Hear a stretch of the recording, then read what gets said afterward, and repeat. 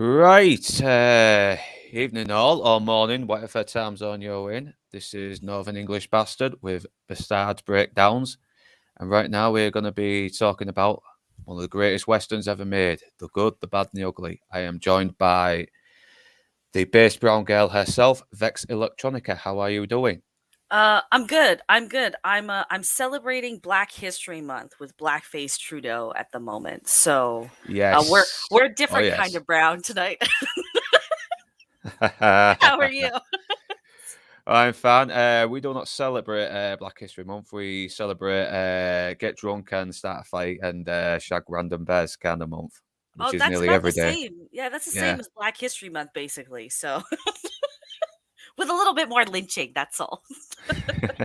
Yeah, because you're from Canada, am I correct? Yes, yes. Canadian born and bred, unfortunately. Yeah, a lot of Canadians seem to be saying that these days.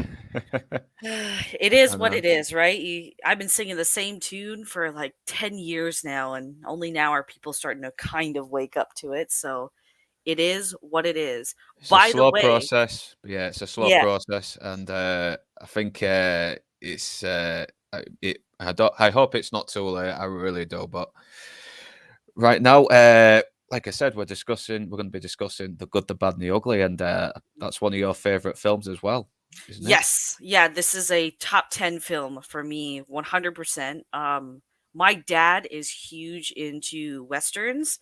So when I was growing up, he had a lot of, the Clint Eastwood films, the John Wayne films always on in the background. So I that's how I got exposed to this film originally, and then I rewatched it in high school, loved it, and then I hadn't seen it in a number of years till I want to say like 4 months ago. I rewatched it, and it's very like these days with all the like we get so many films out today, but very very few of them, if any, stand out as like truly timeless.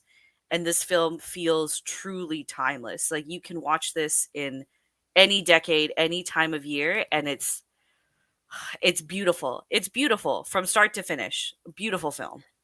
Yeah, it has really changed the way we've looked at westerns. I mean, because I think it was coming around the time where it was starting to become a bit repetitive amongst audiences. Then Sergio Leone came over with this very bombastic, sort of hyper realistic, gritty style, and it seemed to have rejuvenated the genre for a good while as well. Oh yeah, when I was reading some stuff about this in like preparation, right? And I saw that so the well, I'm even just by comparison, if you've seen the American westerns, like they're very clean. It's always like a dreamboat, though Clint Eastwood is a dreamboat, but it's always like a very clear, like dreamy lead and all of that stuff to get that kind of like that American general audience appeal and whatnot, and lots of dialogue. So by contrast, this film it's like a night and day difference to what the American Western was like at the time in cinema. And also it's a revival of a genre that was like considered to be box office fodder, basically, as well. So interesting in a lot of respects for that reason. Yeah, it's almost like it's sort of realistic, but sort of unrealistic at the same time. Like when you see people getting their hats constantly shut off, you can see there's a little bit of a style there, but at the same time, you buy it as well, especially in this world, because Hmm. everything looks really gross and everybody looks sweaty, like they haven't washed in days. And you kind of can't help but admire Sergio Leone for it. He really does bring it home. It feels real. Like everything Yeah, about this film feels real. It feels lived in. It doesn't feel so artificial or manufactured, which again, like say, there's many films even made in the same era that they don't age the same way. But if you remade The Good, Bad, and the Ugly today, I think the only difference would maybe be some of the blood. That would maybe be the only thing that's improved on, because everything, you wouldn't get like scenes like the bridge explosion anymore. That would all be CGI, even exactly. the graveyard, Sad Hill, that would all be just CGI'd as well. Yeah, because these are actually locations, and and I think it was mostly shot in like Spain or Yes, Spain. yeah, Spain definitely. But you'd think it was going to be like old 1980s America. Mhm. Sorry. Can Yeah, cannoli. I yeah, eat you know, it's spaghetti fine. while I watch this movie. It just seems right to do so. Yeah, it's a spaghetti western. I think it was originally known as European westerns, but somehow someone called it spaghetti western, and it kind of stuck with the name as a selling point. It's so it's specifically westerns that are made by Italians are called spaghetti westerns. Yeah, It's yeah, it's a play on the stereotype. But yeah, yeah, European in general. Yeah, yeah. yeah. Plus, it wasn't just Italians that were in there; it was Spanish and German, and they were all saying the dialogue in their own native languages, and Yep. it was all dubbed by foreigners or local people later on, Yep. or by the same stars in their own countries. Because he had no he was completely shot in silence, and he had to add all the noises and sounds and dialogue in later. Yep. Yep. Even some of the leads, because Sergio Leone, I don't think he spoke English at the time this was made. So even with Clint Eastwood being American, I think Eastwood speaks French, if I'm not mistaken.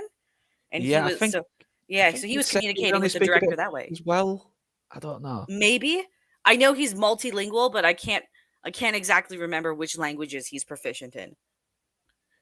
Yeah, is yeah, but it's got a very good style, and you can really see that Mhm. Tarantino is really sort of I won't say full on ripped off, but he definitely wears the influence on his sleeve when he does the Oh, movies, especially when you get the 100%. when you get the close ups to the faces, stuff like that, to bring up Mhm. more suspense. Mhm. And not only and plus Clint Eastwood, it was like the only great work he was getting because people still saw him as a TV star in Rawhide, and he wasn't Dirty Harry yet. No, he didn't have any career basically. Like this is the movie that or the trilogy I should say that launched his career cuz all of these came out so Fistful of Dollars, A Few Dollars More and then this all came out in the same year because there was so much demand by American audiences to see it. And this I was I was listening earlier. This wasn't even a film that was originally pitched when United Artists bought the rights to the film. It was so they asked if there was going to be a third film in the because they for marketing purposes they called it what was it? The Dollars trilogy. There we go. Yeah, yes, So in order because they had asked like is there going to be a third one of the producers I think it was he just sprung out this idea, just spewing pure bullshit. And they bought it and they funded this entire third film as a result. So even Sergio Leone was against the idea of making that third film and then slowly but surely it came together. But this was also the film that kind of ruined his relationship with Clint Eastwood because I know. Leone is a very specific director and he doesn't like to write things down. He's a perfectionist and a lot of actors kind of had an interesting relationship with him because of that. Yeah, it's definitely it wasn't just the only one he fell out with. I mean, in A Few Dollars More, he fell out with the guy who played India. What's his name? Gian Valente, if I'm pronouncing his name right. Oh. Yeah, because he wanted him to give a much bigger performance, and he gave a big performance, and he was like, "Give me bigger," and he got so tired out by it that he refused to work with westerns again, saying it was a dying breed, a dying Wow. genre. I know, and he was good. He was a good crazy villain, but I'll have to. But was I'll talk about that later when if I ever do A Few Dollars More because he's Mhm. fucking good in that. Yeah, no, 100%, yeah. Yeah, and I love his laugh as well. I use it in my reviews whenever I want to take the piss out of someone. Yeah, Whale on Pacific. I recognise your name. You're like one of Drinker's superchars. Mhm. Jesus Christ. Yeah, thanks for joining the show, man. Mrs. Sassy Sasquatch. Sorry, I'm having trouble pronouncing the name right. Sassy Sasquatch. There you go. Sorry about that.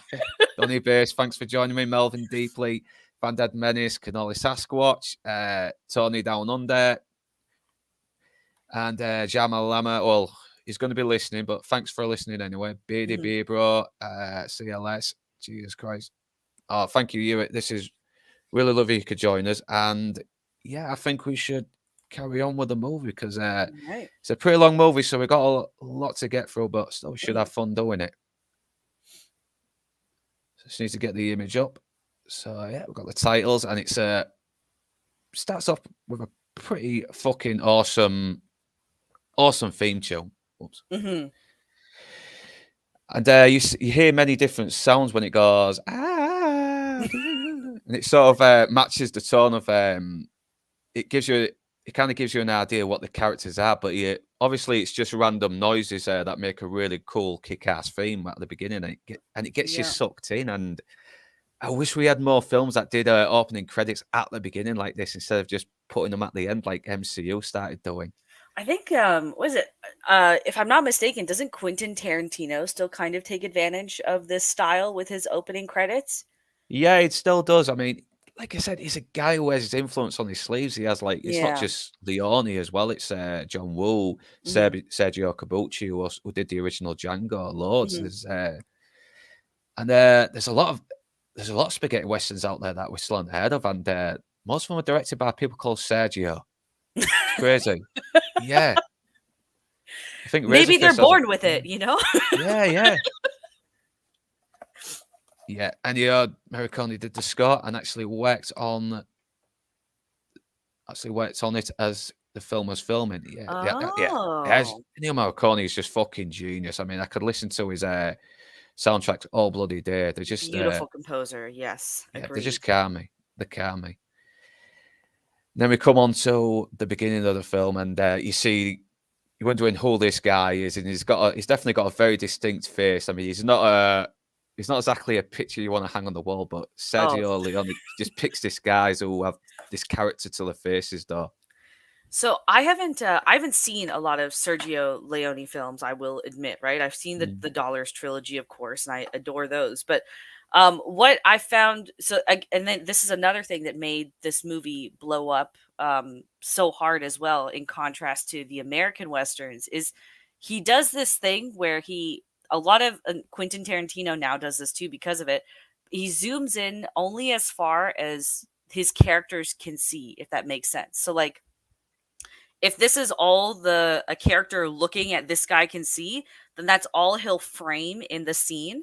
And I find like even though this is a almost 3-hour movie, you feel like you are in the shoes of each of these characters that you get introduced to, even the secondary characters, because I'm literally seeing things unfold through their eyes, which I really appreciate. Because you don't, it's like instead film just it tells you that like through dialogue or narrative or something, but here it's just like he is incredibly intentional in just telling the story visually instead of having dialogue do all the talking for you. And it's why Blondie is so Exactly. iconic, you know?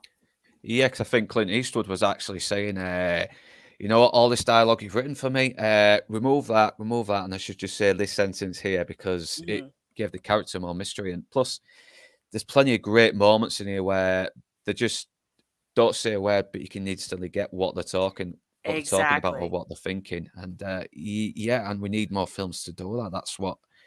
That's why I like these old movies. They allow me to come to my own conclusion as well as the audience's conclusion. Yeah. You know, don't hold their hands. Let them figure it out for themselves.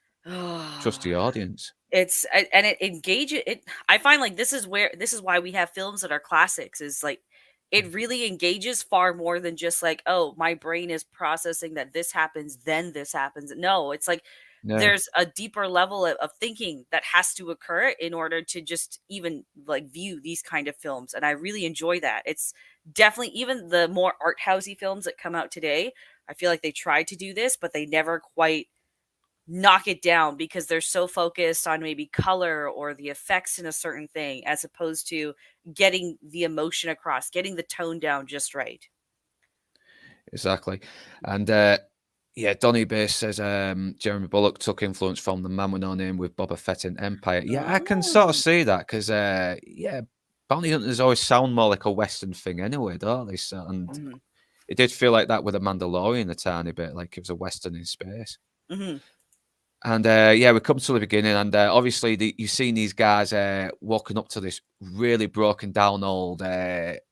It's like this bar anyway in the middle of nowhere. And once again, most of his faces have been in other Sergio Leone films Yeah. and like Few Dollars More, and he always gets the same actor playing different characters. And I think it's because people didn't have videos back then. You saw the movie and that's it, you know, and you'd be lucky to catch it another year or so on TV, maybe. So I think it was people, more than that actually, because like the year yeah, TV thing didn't happen until like the 2000s, but before that it was very easy that you'd have a movie staying in the cinema for about a year.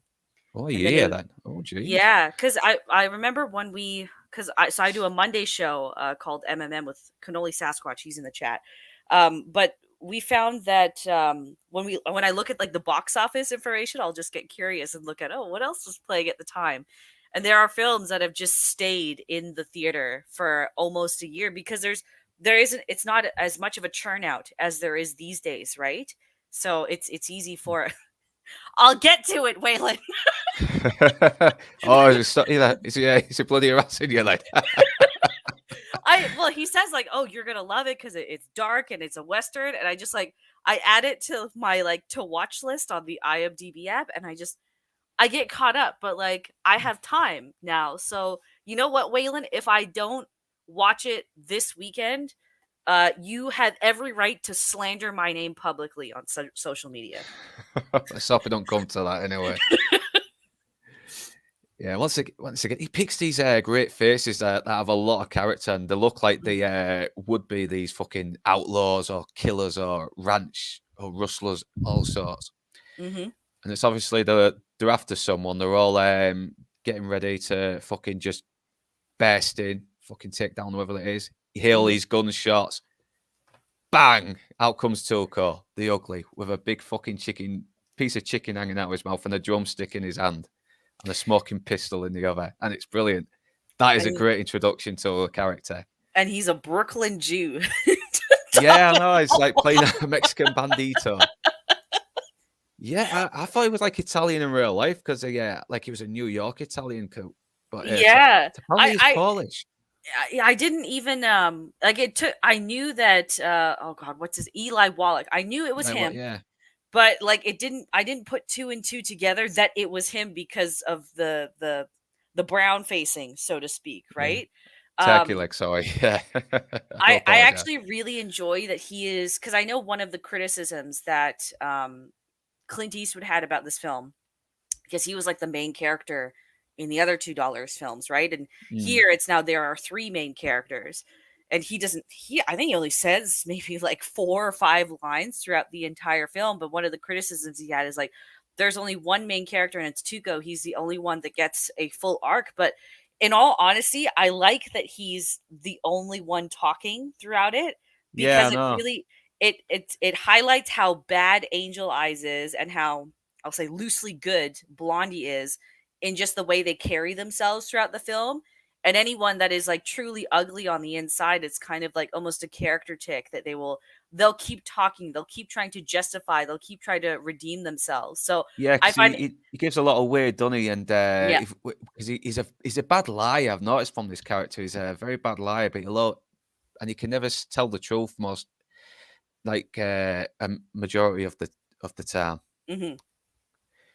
But yeah, Willem Pacific, yeah, Blondie is only good in comparison to the other characters because he does kind of have a little bit of a redemption towards the end. But that's why I say loosely good because he's still an outlaw, but like he has at least some sort of moral compass compared to these two, right? Yeah, and it's not they don't lay it on thick either. They just give you just a little enough to make you sad with him. Exactly. But, yeah. And it also gives a good example that when you see Tuco come out like this, you know he's going to be kind of a bit more comical, a bit more of a dweeb compared to the others later on. Mm-hmm. And yeah, well, it's just fucking good. Yes, ignore that. Fucking. Yeah, that was annoying, that. I turned it off, finally. Did you watch this illegally? Oh, I cannot confirm nor deny. Yeah. And yeah, and this guy pops out. He's obviously injured, and he tries to get one last shot in before he just fucking falls. And it's like it's looking like he's dead, but we know better. And it cuts to this kid who's just trying to, I think he's just kind of keep the well going, isn't he? Like an old contraption from back in the day. It looks like it was a well, yeah. Yeah. Then comes a stranger off in the distance, and you get that music, which obviously got ripped onto Kill Bill Volume 2. And off the horse comes Lee Van Cleef. And you can tell this guy means fucking business. I mean, look at that face. Yeah, haunting. Yeah, I love Lee Van Cleef. He's Mhm. so fucking underrated. He is. He's so underrated even today. And yeah, this kind of made his career a little bit as well for a while because he was mostly just playing like the heavies, like the henchmen to in old westerns, like the Man Who Shot Liberty Valance and Mhm. High Known. This And I made this think, made him a household name, this y- film, because again, yeah, so few words are said by him, but he feels evil. Like you can feel how bad he is I know, with how intentionally Sergio Leone like frames each shot with these characters. yeah. Yeah, Toko, yeah, he can still carry his own. I mean, he's not totally done though, but he's very sloppy compared to the others who actually seem to come across like people you would want to have by your side if shit went down. But yeah, They have their stuff put together a little bit better yeah, than Tuco. Yeah. yeah, but still, he does seem to handle himself a couple of times, so I can't really fault him too much. Mhm. And yeah, Wayne Pacific, sorry, man. He's not the most evil Leone villain in the trilogy. Yeah, there could be a case for that. Maybe Henry Fonda in Once Upon a Time in the West, or Mhm. Indio in the Dollars trilogy. Fucking hell, the Rojos Mhm. in Fistful of Dollars. And yeah, yeah, apparently Van Cleef was also a World War II veteran. Yeah, loads of actors were though. I mean, that's why I love these older actors. They seem to have had more. They've seen violence for real. They act just Well, they can come off across as men because they yeah, are men, you know? yeah, Like, that's the difference. yeah. They had no fucks to give back in the day. Guys like Jimmy Stewart, man, these were the proper hard bastards. Yeah, like, I was reading that Eli Wallach, he had to cut his university education short because he got drafted to World War II. And then it was just kind of by chance that following that, he ended up playing, like, a lot of those because that there was, like, the correlation between Westerns and, World War II. There was a that period in film, right? So he just started getting cast in a lot of those kind of roles, and here he is now. Yeah. Yeah, seems to be a lot though. Like I think John Wayne was dodged the draft because he had some contracts and he couldn't get out of and Did something like he? that. Hold But on, let's see. I've not really looked that up. So maybe people in chat can establish that. But yeah, Indio is probably the worst because yeah, he kills a fucking 6-month-old babe. That's kind of fucked up. Mhm. Yeah, that kind of shocked me when I saw that. But yeah, and we see Angel Eyes is just entering this place and he sees this guy. He looks nervous. He knows this guy's gonna have. He knows he's gonna have a bad day. He's trying to keep all quiet. He's got his wife there, everything, and the wife knows it's best to keep out of the way. Let the dad sort things out and hope it Like a goes well. woman is supposed to. Yes, God damn it. yeah. Today should be a girl boss, and she'd probably knock him flying or something with yeah, She'd become Angel Eyes. There yeah, you go. yeah. And I love that. Nowhere, as I said, it's just pure atmosphere, pure tension, and he doesn't say a word. He just stares at him, Starts eating, yep. eating his food. It's like I love that. He's just trying, and he's like, "Tell Baker, I told him everything I know already. I know. I just want to live in peace. I don't know anything about that cache of gold that disappeared."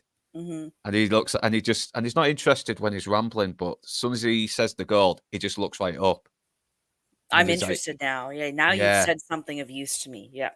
And he's obviously forming his own little plan, his own, because he's obviously hired there by someone to do a job. But now Mhm. he's like, you know what? I'm gonna fucking do this on my own. Go out for myself here. Yep. Yeah. And already, and that wears around you as a visitor. Yeah. The look on the guy's face, he's like, oh shit, I've just given everything away. Me and my big mouth. Crap. Do we know if because I know that Sergio Leone had the Spanish army build some of the sets we see later on, but how many of these were built like was this built for the film, this specific set, or do you know it all? I don't know, to be honest. Okay. Could Just be built cuz for a set. Or yeah, it could like be filmed in some random place that was abandoned. Because I know Sergio Leone could be a little bit resourceful like that. gotcha. Cause this like compared to like American westerns at the time, like you can see that it's a very manufactured set, and like part of it is on a studio lot or whatever. But with every set that we see in this movie, it feels lived in. It feels authentic. So I that's why know I it's like wonder. everything looks a bit battered as well, doesn't it? Like, Yeah. yeah. And obviously, it's just after they found out a guy that the name that Jackson is going under. That's it, because he Mhm. otherwise he would have found him already. Because Yep. that's it's I hard to like that find he something. I cuts know. the bread with his knife too. It's like it's almost like Yeah, a subtle warning, like you better tell me the truth now, or I'm gonna be slicing through you, kind of. I know. He's like, yeah, you know, this guy's not fucking about. And I like why he says nice family. It's like almost like he's going to threaten them if he doesn't tell him. Oh, Yeah, that his is cold, man. his performance is this entire movie is so it sends a chill down your spine at how well every element works together. Like I really can't think of another movie that does everything it does so perfectly. You I know what know I mean? Like, it's very patient as well. I mean, it lets mhm, you just lets you soak everything in. mhm, Yeah, and once again, he's just after the name, and he tells him it's Bill Carson. And he's like, "How much is going to pay you for murdering me?" He's like, $500 to get the name. And that's mhm. all he says. And then he starts paying them like 1,000 as if it's going to get him off the hook. Yep. But he's like, "Nah, I always see the job through," and it makes almost makes it look like he is sticking by his job. And obviously, the guy goes for his gun unsuccessfully, gets gunned down, and yeah, the look on her face when she hears the sound, mate, that says it all. I Mm. mean, that actress is not even in there for like 5 minutes, but she has she does a good job. The emotion gets across. Yeah, Yep.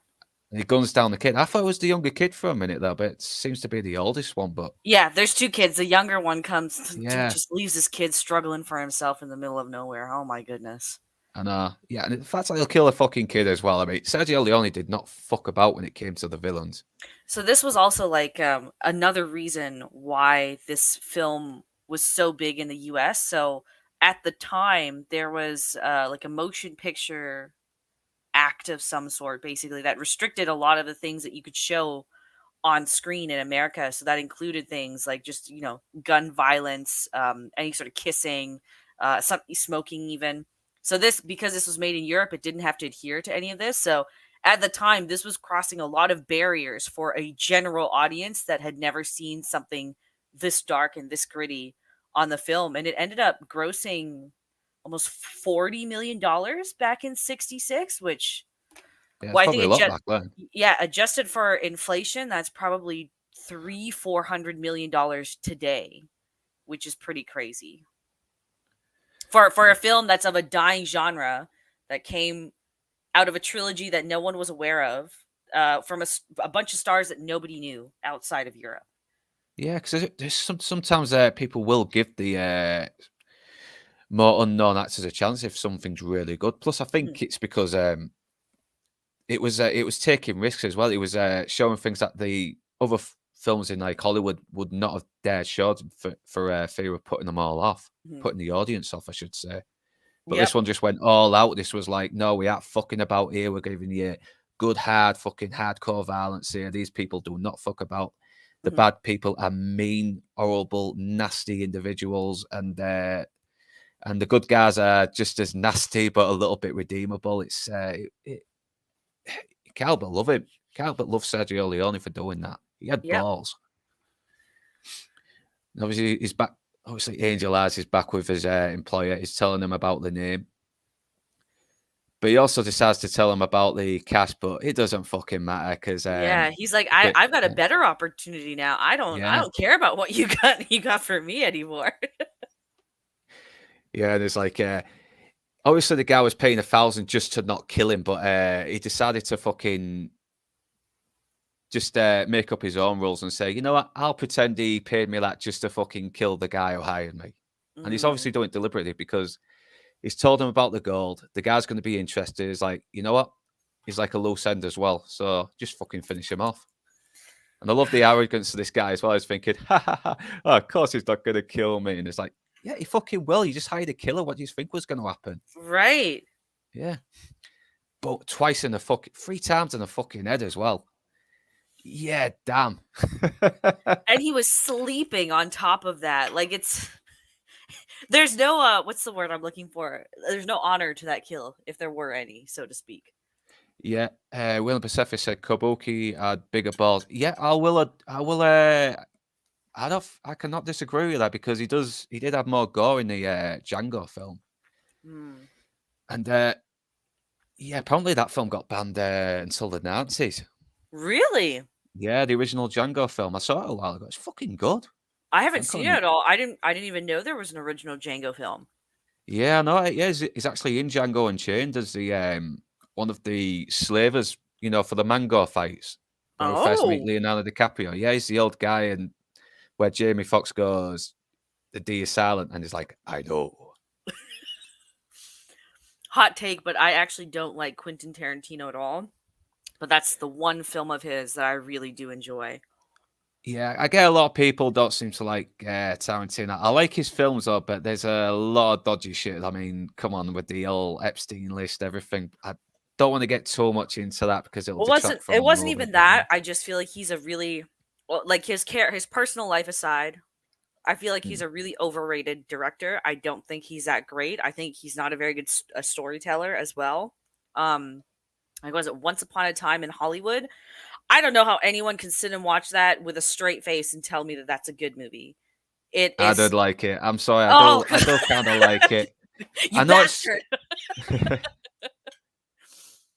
I know it's kind of like I know it's the plot is very, very loose, but there are some very funny moments, and it's kind of it feels like a hangout movie, just like a film to chill out with a little bit. But I was that's my unbelievably opinion. bored by it. Like I know I respect your opinion. I'm not going to hate you for it or randomly abandon you. But yeah. It just I found it to be an absolute bore. Yeah. I don't I like the whole share. I liked the setting of it. I like the time period. I like that they included the Charles Manson angle. It just felt like everything leading up to that because it was sold kind of as a Charles Manson Sharon Tate kind of film, right? So I was expecting more of that. So I guess maybe I was disappointed on that front. Yeah, but I don't get it. I don't get it. I'm just one of those people that kind of lets it off a little bit. But like I said, Mm. we'll move on from there because it'll just detract from the film we're talking about. And yeah, we get the tune as well, and it goes doo-doo-doo-doo-doo, and it's very low and it's very more menacing, especially with the bit that goes dan dan dan. Hmm. And you're already getting the idea that that theme tune is going to change with each character depending on what they are as a person, as an Yep. individual. And look at that smile. That is a smile of the fucking devil. I love it.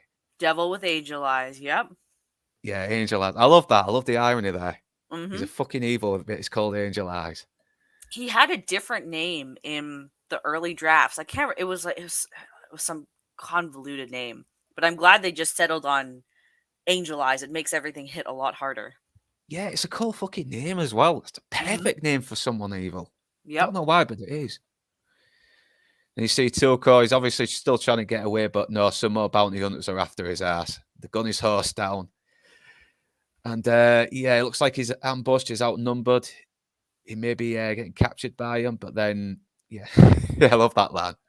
You know, you got a face beautiful enough to be worth $2,000. I love the dialogue. It's so funny. Hmm. And then fucking out of nowhere comes Clint Eastwood saying, "You don't look like the one to collect it."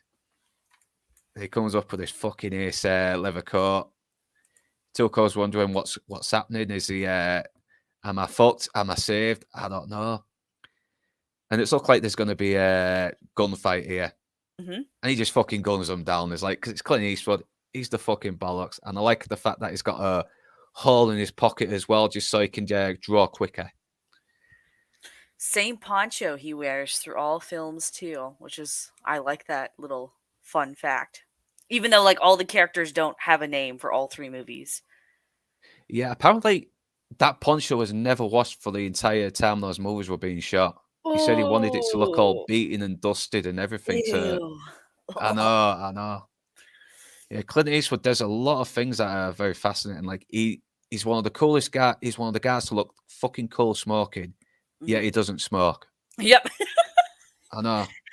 And also he's like at this period in his career too, he was like a notorious slut, which I Oh think yeah. is phenomenal. Yeah, like he's had I think been married, I want to say like 3 or 4 times, but Yeah, he was a fucking player. The guy was like he was yeah, like the ran ultimate the limit. fucking alpha male, wasn't he, in his day? Yep, yep. Yeah. And he's still going. What is it that? He's gonna be 94 this year. Fucking hell, man. It's really, I think when the day he dies, that is probably going to be maybe Oh one of yeah. 2 like actor deaths that will really hit me. Oh I, fucking well, I've already had Carl Weathers, but I think we've already talked about him enough in other streams and all that lot. And yeah, it's sad loss. But all the fucking best people are dying. It's fucking mhm. sad. And it looks like Tilko's he's trying to get out of this, but and Clint and Blondie is like, "How much are you worth?" It's like, $2,000. He's like laughing as if he's there's a part of him that's hoping he's gonna get away with it, but no. Mhm. Clint just sticks the cigar in his mouth. We cut to him spitting out, and it's perfect. And he's on the road, he's on the horse, he's fucking tied up. He's like ranting and raving, saying, I'm gonna get you, you motherfucker, you sold me. Got me lost, you filthy bastard. And he's fucking hilarious. He really is. Eli Wallach really plays this part up, and you can tell he's having fun. You really can. Did he ever get like any sort of nominations, like major like an Oscar or anything for this N- role? Like, do you know at all? Not to my knowledge. I'd be very fucking sad if he didn't, but I wouldn't be surprised either. Let's But see.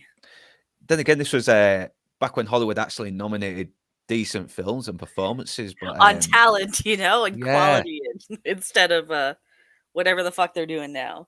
yeah, but I don't think I've not seen anything that to clarify that information. But either way, it's like, and this is a bit I don't know. Is he genuinely mad at it at Blondie because he knows he's going to set him free, or does he not know that he's going to set him free yet? I don't know. Oh, no nominations for him.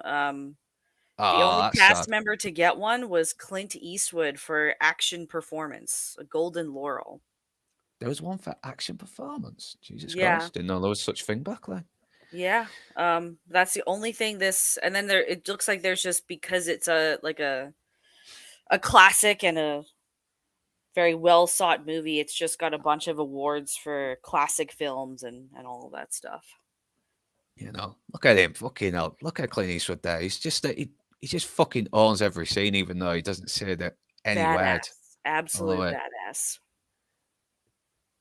Yeah, I think I don't know if this might be one of the first films that allowed characters to say bastard as well, because I think there was still sort of tinkering with what words they could get away with back in the day. Yeah. And that's again, like, because of what was going on in America, like European film didn't have these same restrictions, so they were Yeah, taking all that's these yes, chances. Yeah. European. Yeah, a lot of foreigners didn't really care about what all the safety stuff that the Americans did, because I even saw what Yojimbo, the original one, and that had a guy getting his arm sliced off, and that was Ooh. 1962, I think. Mhm. It wasn't bloody or anything, but he's still seen a severed arm just fall into the floor after getting swiped by a sword. Katana, I should say. Oh, okay, here we go. So this movie wasn't eligible for Academy consideration since it didn't open in the US until 1968. So and then it came out in Italy in 66, 67. So it was just past the acceptable limit for nomination. Yeah, I think it was the late 60s when they started allowing a little bit more sex and violence in movies. I mean, 'cause you had Bonnie and Clyde as well, which was really fucking bloody, and that was, yeah, getting close to the 70s. Yeah. This scene, by the way, because Eli Wallach is like there's a, like, yeah, like you were saying, not a whole lot of like health and safety standards on this set of this film, but Yeah. he almost lost his life several times, and this was one of them. Like the horse that he's on, like, it gets spooked and it runs away, and he almost was hung to death unintentionally Oh during the yeah, scene. there was a few times other instances as well, like the train sequence where one of the steps nearly missed his head when he was about to stand up. Oh my And it's in goodness, the that's shot as crazy. well. I don't know if I got the shot. And yet, he's done some fucking shit, this Tilko. I mean, perjury, bigamy, deserting his wife and children. But it does kind of give a little bit of exposition as well, naturally, without it sounding like characters giving exposition. Yes, it works with the scenario. Oh, Hello? yep, yeah, I hear you. Oh, yeah, sorry, you went a bit quiet there, yeah. Here comes Clint Eastwood as well, looking all cool as fuck. And he just shoots the fucking rope, and the rad off. And he shoots the hats as well, and which I always found pointless, but I still found it pretty fucking funny. Classic trope, we'll say. Yeah, and I was like, wait a minute, did he shoot the fucking horse in the ass or something, or just shoot by its feet to set it off? Fucking hell. The horses seem unharmed, so I'm assuming he shot near the feet to get them to move. And yeah, it's looking like they're in on a nice little scam, you know. He captures them, gets a bit of reward money, Hmm. fucking springs them, you know, splits it, and then the price on the head of the criminal is higher, isn't it? So yeah, Yeah. And then like a bit of foreshadowing here as well. It's like they split the money, and he's like, "Oh, I'm always the one taking the taking the risk, and it's risk." like It's like I should get paid more. So he's getting fucking greedy already. right, and then it's like you shouldn't screw me over because anyone who Yeah, screws over Tuco doesn't live to see the next day, kind of deal. And it's like, oh, okay, now you understand yeah. what's probably gonna happen later. Yeah. I know. I like the words. I like what Clint Eastwood says as well. It's like he's almost foreshadowing that he might leave him to die if he keeps getting Hmm. greedy. Like it Yeah. might interfere with my aim. I love that. Yeah, yeah. I cannot find a good cowboy hat on CLS. I do apologize. I do have a Yeah, cowboy hat, but it's Black History Month, so I'm going with blackface Trudeau instead. yeah. That's fair play. I can't really say anything like about black. Yeah, I'm lost. I'm lost. I'm just gonna have to make do without anything black related for now. I actually didn't know that, Fandad, that he never got an Oscar nomination That's during his sad. That. 6-year career. Yeah, that's crazy. That's really disappointing. Yeah, movie restrictions were put in place to restrict the horror monster popularity. Yeah, Oh, damn, there's a lot of history here. wow. Yeah. Oh, God, just have one Monday. I have no idea. What? I don't Why know. on Sorry, Monday? man. They'll probably establish that later. But yeah, thanks for joining us anyway, CLS. We'll get back onto the film. And yeah, once again, trying to go do the scam. Everyone's looking at him. And he's got this fucking snarling look at one of the old ladies as well. And yeah, is that a Mhm. rape of a man or of the black race? I'm like, Jesus Christ, man. It's pretty fucked up. We're supposed to kind of, and we're kind of stuck with these guys as well. We're kind of, these are pretty bad people, but like I said, we're stuck with them, and without their journey, we get to find out about more about them. Mm. And Angel Eyes is out there, he's still trying to find out information on where Bill Carson may be. And I do kind of like this little veteran. I don't know if he might have been a real veteran who lost his limbs in the war, or maybe in an industrial accident at work. Wouldn't Who knows? surprise But me if yeah, this was a war veteran, to be honest. yeah. Again, we're because of this era of cinema, right? It's so common. Yeah, and you have people like from Italy, Spain, and Germany as well who probably did fight in the war back then. Yeah, exactly. Even the later on when we get to it, was the shop owner in the gun shop that Tuco goes to. I just think because of the time, he's like, oh, he was probably because it takes place during the Civil War, right? So that Yeah. guy was probably alive during the Civil War. Yeah, fucking hell, probably was, yeah. Jesus. Tons of actors probably were. It's like, and it's yeah, and he's finding out clothes, but it's not that much. And I like the fact that this veteran is kind of conning him a little bit as well, like pretending to forget something until he throws him a fucking dime or something. Yep. And he finds out he was last seen with a whore called Maria. And yeah, he won't give the information away too soon. Not until he gets a little bit more paid. But yeah, he tells him the location. And he's like, adios, half soldier. Cold. Yeah. That's cold. Yeah. And he's just about to get in the stagecoach. And this old woman's like, oh, I'm glad he got rid of him. He's a guilty man. He should die for us. Like, but Angel Eyes, he's probably heard news of what happens to Tuco if whenever he's about to get home. Hmm. And then he sees Blondie over there, and you get the angel music playing as well. Yep. And this is And where it's he catches on to their little their little ploy and whatnot. Yep. Yeah, so it's probably not just Tuco. He's done this with other criminals and wanted men as well. And yeah, Angel Eyes knows about it.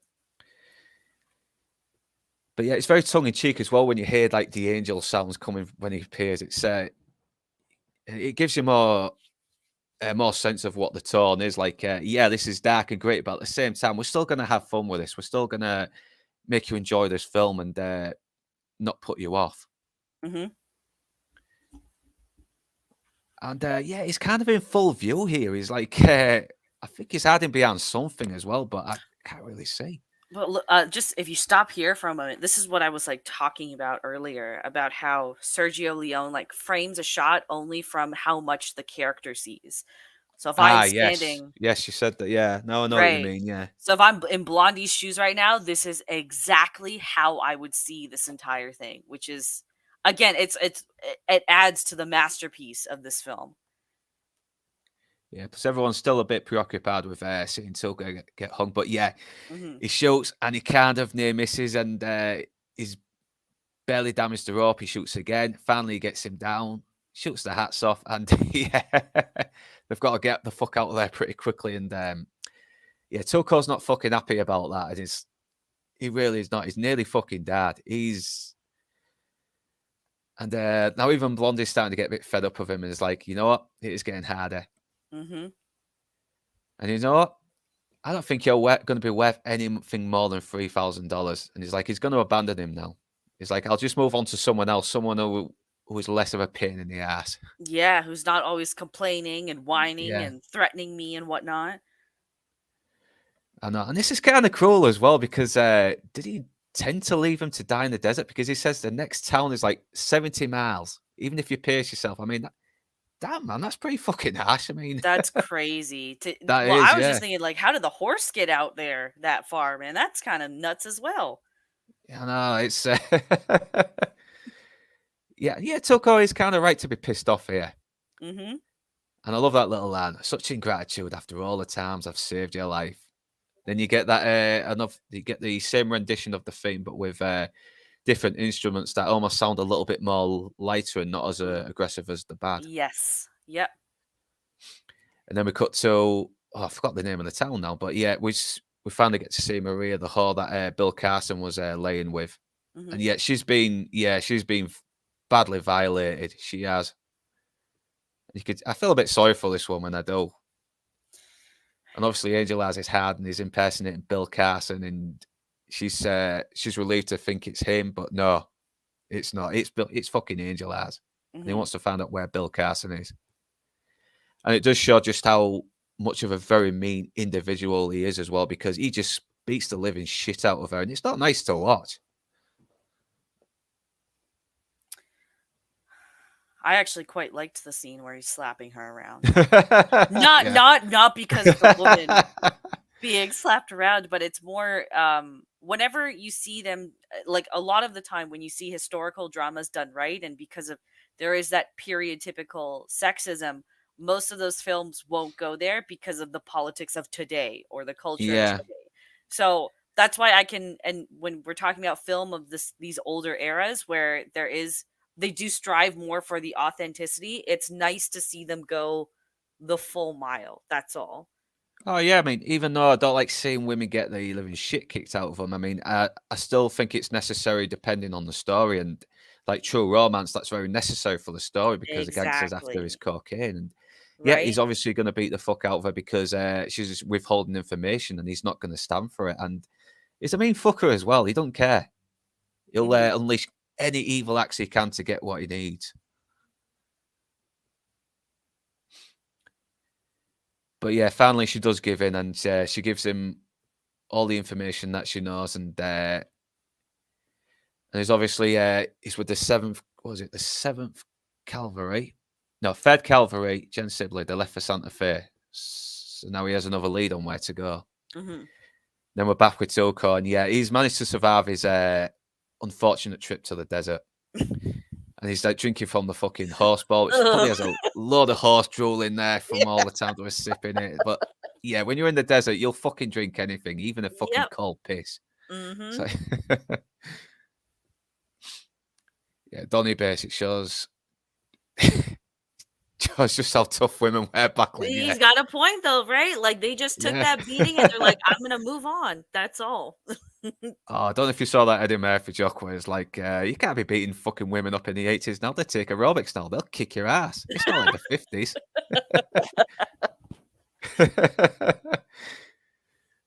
Yeah, chocolate. Oh goodness, Waylon. Oh man, you and Toxic should get a fucking room together. You'd have a good laugh, man. You would. Yeah, Toxic here of so I can find his chat. I don't know if he's in. I don't know if he's in still. Yeah, he's probably listening. I don't know if he's listening, but if he's in chat, he'll probably say something later. Gotcha. Yeah, and I did see him earlier. Yeah. Yeah, and I feel sorry for this bastard. I really do. He's just trying to shut up shop. He's probably got the Civil War about to come outside his doorstep very soon as well. Yep. And out comes Tuco, and he just walks in. He's like, revolvers. And this scene is very interesting as well because it looks like he knows what he's doing with guns, but Eli Wallach, he had no fucking clue. He was just making it up as he went along. Was he really? So, because I know that this entire scene was improvised, but I Yeah, didn't it know was. he had no idea what was going on. I assumed that he had some knowledge of guns. I And did as well, but apparently he was like, just do the scene and make it look like you know what you're doing with this stuff. So yeah, he just did whatever the fuck he liked and wow. did it with his confidence. And I don't know if this stuff would work because he's putting barrels from other guns onto other revolvers and chambers Mhm. that have specific rounds to them. So I don't know if that would work, but I don't know, maybe we have more knowledgeable people in the chat who know a bit more about these historical weapons, and they could establish it. But yeah, I don't think that would work in real life. You'd probably have to have the proper parts that they're made for, manufactured for. I imagine if we're talking this period of time, just because it's Mm. yeah, like I feel Maybe, for yeah, this era maybe. it could work, but maybe today it would be a bit harder. But also, if you know your Yeah, guns, then you know your guns either way. So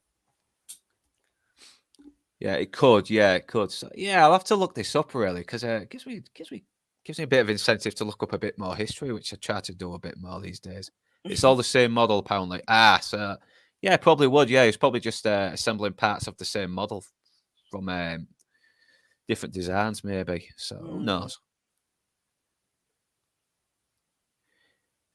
Yeah, and like I was just clicking. Like I said, he had no idea what he was doing. He was just he just played the role with a lot of confidence to make it look like he was here. And he goes out to test it, and he shows he's very fucking good with a revolver. He can take care of himself, and yep. Because so yeah, far, all we've seen him be is kind of the sidekick in a ploy. We've seen him be a goof yeah, with the turkey leg, but now we see there's a reason why he's still alive and why he has bounties on him. I know. So even though he's a bit of a dick, he's and a little bit of an idiot. He's still very good at surviving, and he can still try and outsmart his way out of something when he needs to. Hmm. Yeah, he was switching cylinder. Okay, yeah. That's pretty good to know this stuff. I mean, it makes me less 10% less ignorant. Yeah. Yeah, he shoots one of the he shoots one of the targets and it's looking like he missed, but the guy's like a little bit smug, laughing, ha ha ha, you're not as good Right. as you think. And then he just swigs that whiskey. I must have missed the shot as well, but he jumps on the plank of wood, it knocks the fucking target down, and and he did get it. He did get it. Yes. Yep. Yeah, here's toxic. Here he is. Those doggos.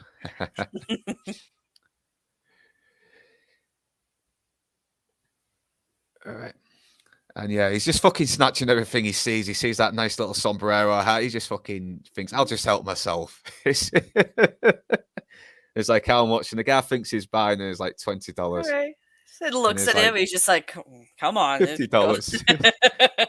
$100. It's like, it's all I have. It's like aiming the gun at him. I just feel bad for him.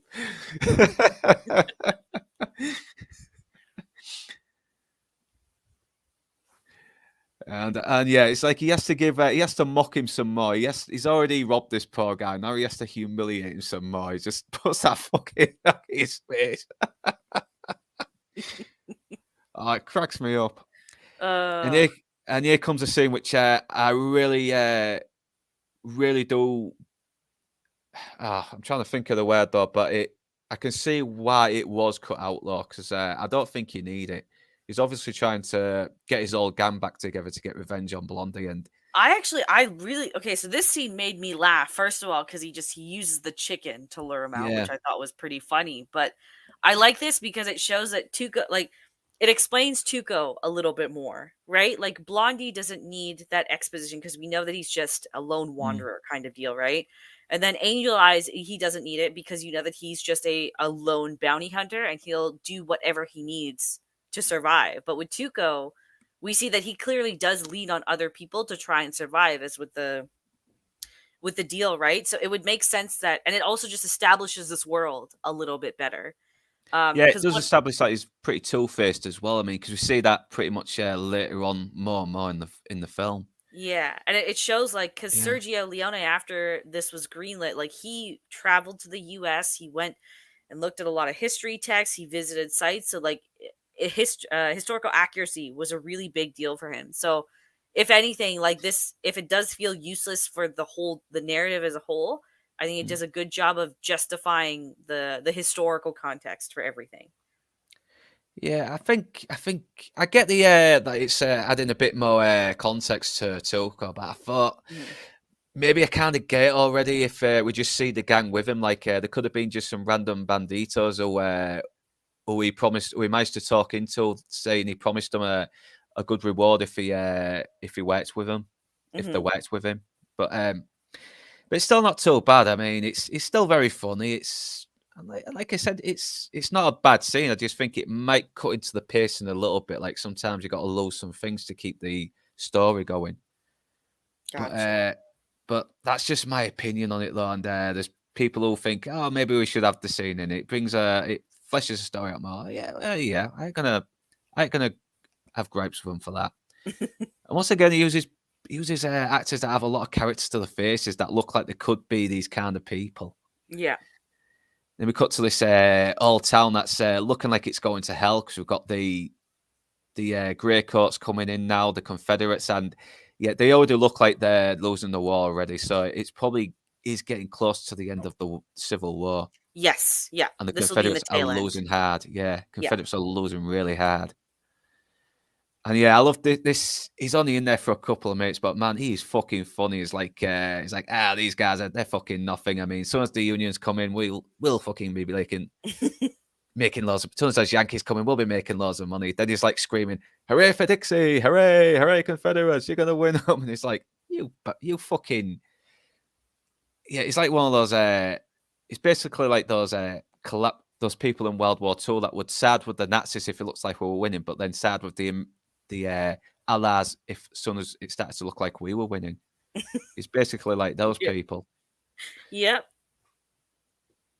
Yeah, and then out comes Tuco with a fucking gun and he's trying to find out which room Blondie's in. And I liked how the woman gets mouthy and one of the guys is like, "You stay quiet, old hen." And we cut to Blondie. He's like sorting his guns out. He's trying to clean it all, and which should add a bit of tension as well because we've got these banditos that are just seconds away from coming up into his room. Is he gonna assemble his gun and gun them down in time? And I love the little bits. And once again, there's more tension as well. The focus goes onto the spares as well, like the Yes. noises it makes when it Mhm. clanks. And obviously, as soon as the army stop marching, they stop as well, and they wait, and the army start marching again. So yeah, they use the sound of the armies and the horses to cover the sound of the spares. And yeah, he's assembling it really quick. So and he knows they're coming. He can still fucking hear them. I love this entire scene because oh my god, it's usually when you have these kind of like, especially with the spy movies where it tries to like show just like how good of a senses the character has, they overdo it quite a bit. So it's like spoon fed to you almost how good their skill is. But here you really have to like Sergio Leone is taking advantage of all the sounds as well. So he's engaging all of your senses when he gets this scene going, and it hits harder when he finally just like he shoots through the door and the sky comes collapsing through.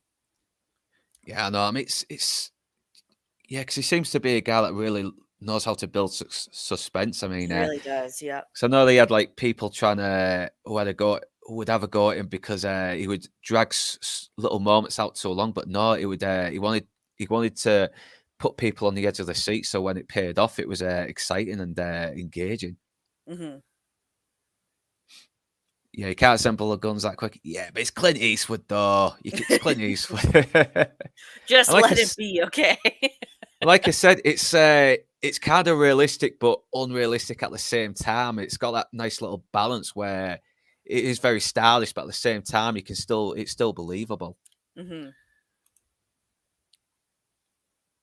Once again, he quick draws them, and I don't even think he's proper aim. He's just shooting in the direction. It's like in Butch Cassidy and the Sundance Kid when they come by those bandits with that convoy,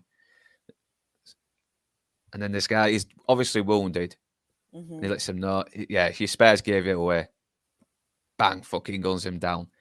Obviously, Tilko is smarter than them. He's obviously used them as pawns just so he could get the drop on Blondie, These right? are guys that come through Yeah, the window and or come through the door, and those that come through the yeah, window. Yeah. exactly. I love that. There's only two kinds of people dialogue. Mhm. I really like that even though Blondie is supposed to be the good and I guess our hero in all of this, that there we still get weak moments of weakness. You know, Yeah, it's it's a still problem. vulnerable. Yeah, it's a problem that a lot of these modern films have, in which, regardless of when or where or who it takes place, they all are just they're superheroes. So that's another thing. Again, I feel this is real. I can believe this story a lot more. Yeah, because if he was just a superhuman doing everything right, he'd get boring pretty quickly, and Hmm. you do almost start to feel a little scared for him now. Because even though he's quick, he's not that bloody quick. If he Yeah. tries to gun down Tilko now, he'd get killed. Now there's an actual threat here. Yeah. Yeah, Tuco is actually pretty fucking intimidating here. He's It's one of the few sneaky. moments. Yeah. Yeah, it's also one of the few moments where he does get to be really intimidating. Like, yeah, you know what? I know he's a bit of a dick, but I won't. I'm not gonna fuck with him here. I wouldn't. Hmm. And he wants revenge. He wants him to hang by a rope. And this time he's not gonna shoot the fucking rope down. He's gonna let him suffer. Yep. Yeah, I mean, he left him to die in the fucking desert. So I kind of sympathize with Tuco a little bit here. I know he's kind of.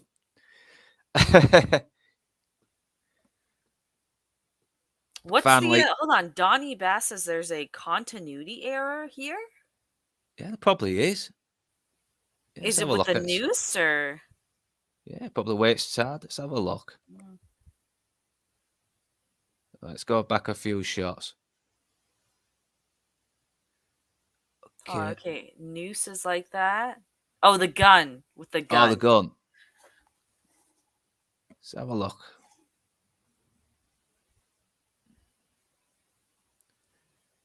Okay, there's the barrel. Yeah, and the cannons fire, and it's kind of like a nice. It's very convenient that the one of the cannons accidentally randomly hit that place and giving Clint Eastwood the edge to fucking It's get out of there magic of quick. movies, though. Yeah, like I said, it's Sergio Leone and his sense of humor and his Yeah. little playful style. Well, this was also by some considered to be a satire, but it was just so well put together that it ended up becoming an actual Western classic. So it feels as though Sergio Leone wasn't expecting it to take off the way it did. Yeah. Clint Eastwood played villain on High Plains Drifter. Yeah, it's kind of he is kind of bad, but you do end up kind of siding with him a little bit when you found out why he's doing what he's doing. But yeah, he's not really no wrong good guy in that bad. I Hmm. don't know. I have to discuss that film another time one day. Yeah, and Clint Eastwood's out, and then we come to another bit which probably could have been trimmed down a little bit. I can sort of see why it was cut out, and it's in the restored version, and very sadly, Lee Van Cleef had died before this was put together. So now we've got a guy. Really? Yeah, so we got a guy impersonating him. Oh. Yeah, because like I said earlier, a lot of the sounds were dubbed in later Yes. on before release. So some of the scenes that were lost in the theatrical cut, all the sounds probably were as well. So, and it Mhm. probably never got used in the first place. But Gotcha. cut to like 40, 50 years later, Clint Eastwood and Eli Wallach reprised their roles for the restored scenes. And you can tell because they sound very, very old as well. They're a lot older Mm. now. And this might be one of my gripes as well, because it almost looks like he feels a bit bad for these soldiers, and I don't think his character should. He should be a little bit more apathetic. Well, Because maybe this is part of his backstory that we never really get, right? Because like one of the tropes is that these bad characters or these villainous characters, they all have had some sort of tough lifestyle, tough background, right? So for all we know, it's a character building thing, or it's just a way to humanize him because we did see him kill a kid and then an old sick I guy, know. I think right? it So contradicts it a bit as well, because no, he's the bad. We shouldn't. He shouldn't be humanized, and he should be. He should be cold blooded. Like he gotcha. should be cold and unfeeling, and because it kind of adds a bit of contrast to Clint Eastwood's character when he tries to bring comfort to a dying soldier before he passes. I gotcha. I gotcha. Yeah, actually, no. Now that you mention that scene, you're right. Because only the good should really be doing that. I shouldn't be Yeah, seeing both characters do it in the same film. and plus not only that, he's allowing soldiers to be fucking brutalized Mhm. in the prison camps, isn't he? Yep. Yeah, and he comes across this old veteran as well. And he's obviously he knows he's fucking losing the war, and he obviously wants to get the fuck out, but he's stuck there anyway, no matter what. And he's obviously being sarcastic to sort of make light of his situation, Hmm. and he's telling him that he's with the cavalry and he's probably out in the desert, and or he may be on his way to a prison camp. Who knows? So that probably does give Angel Eyes a bit more incentive to don the disguise and pretend to be an officer in the prison camp, and wait for Bill Carson to arrive. Which happens later on. Yep. Yep. Yeah. I like that. So this plot is not very complex whatsoever. It really is like a just this Yes. happens, then this happens, then this happens. But what makes it stand out is that again, it's the same thing with the way the shots are filmed, with how we frames everything. Is I'm on this journey with these characters, and this is what would happen. I'd have these long treks across the desert. It might be a little bit convoluted in which I have to talk to people. I'm going to like have encounter some difficulties and whatnot. So I'm actually really okay that this plot is so simple because it seems to do everything else really well. Yeah, no, I mean there's a lot of complexity to it in tone, in my opinion, but not with the plot. It's a very simple plot, a bunch of Hmm. people are after gold, and they go across you know, basically into the Valley of Death to try and retrieve it. Hmm. But there's a lot of, I think the complexity comes from with the themes of the anti-war commentary that Will Pacific has mentioned in the chat, and there is a bit of anti-war sentiment and the brutality and the futility Mm. of it, and Yeah, it's that all actually and it's explains the entire because there's basically the entire last act is just anti-war. The fact that we get that long standoff in basically just like a city of rotting corpses is poetic in a sense. Yeah. exactly. And I do always like it when these characters are used to being in the environment and tracking people down through little things, especially with like he's looking at the cigar and he's seeing if it's still burning and he can still smoke it, Mhm. because if he does, let's have a look. Still Penzo. Hey, nice to meet you, man. Nice to see you, man. Hey, that's what's the Crow Horseman, but drop to say hey, and we need to watch something this weekend then. But yeah, I'll try and get on it, because since Lance isn't doing the Nielsen ratings with us this Tuesday, we might try and see if we can do something roundabout then. Oh, So why yeah, no I'll talk to Nielsen you ratings then, okay? this coming week? Yeah, and like I said with Tuco, is like he's trying to see if the cigarettes are still lighting this, because if it is, then he's close by. Mm. If the cigar is dead, he's a lot further away. But it's still giving him little clues to where he might be and hoping where he could be next.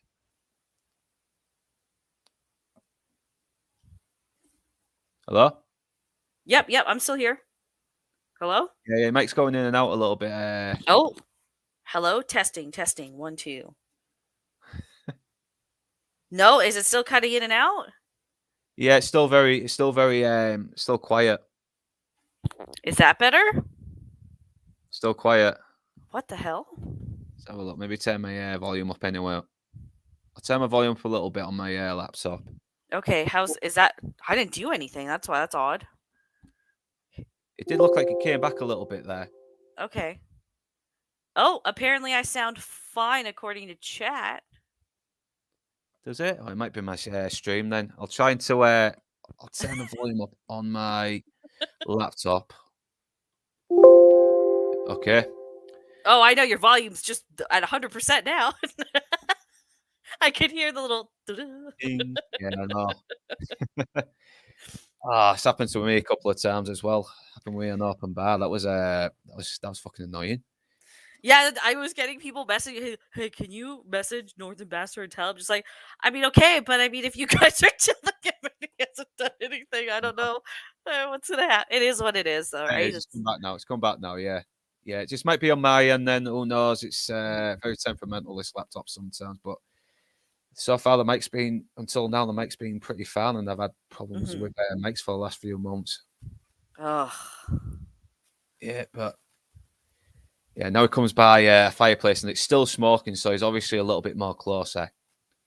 yep. Which had a cigar and the cigar's lit. And he's like, yeah, he's very close. I might have him. Yeah, he knows it. And back to and yeah, and looks like Clint Eastwood has found himself another fella to run a nice little scam with. Mm-hmm. But too late. Tuco's found him, and he's like, should have let Shorty go. I mean, at least let him live. And Tuco's like, no, no, no, no. And yeah, Shorty's just fucking gone now. He's like, he's not going to be collecting that fucking money anytime soon. Nope, nope. Yeah, I don't know if Blondie was actually a little bit sad that Shorty died. Maybe he was, yeah, fucking toxic. Fuck off.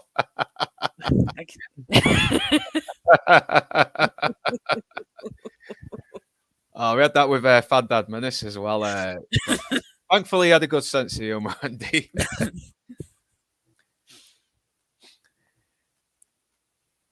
Yeah, no, yeah, because he got away from being hung, Toko's gonna think, you know what, I'm gonna really fucking make you suffer now. Yes. And he remembered what he did with him in the desert. He warned him, don't live to, live to screw me over kind of deal. So it was coming. And yeah, and he shoots his fucking water bottle out, everything. It's water canister, and yeah, so he's fucked. He's got no gun. He can't defend himself. He can't escape. And, I've read because I like to lurk those like forums and everything, and a lot of people say that this scene was way too long. I don't. Do you have any concerns with this scene at all? Like with the through the desert and everything. no, I thought it was all right because it did sort of drag out a little bit to make you feel there what Blondie was going through as well. You know how bad he was suffering under the heat and the thirst getting to him. That's what I think this is probably one of, aside from the final graveyard scene, and of course like the bridge scene, I think this is one of the best ones and it's hard to pick because there's so many good ones, but this would be my third favorite one because very often when we get these kind of I guess like we'll say like torturing scenes or whatnot, it's skated over, so you never really understand the weight of what's happening, right? So I actually, and even there's like small details too that they've done with makeup, like putting the chapped lips on the characters, which I Yeah. appreciated Oh as yeah, well. that would happen. That would do. Yeah. Yeah. It's not So pretty. I thought this entire scene was phenomenal in my opinion.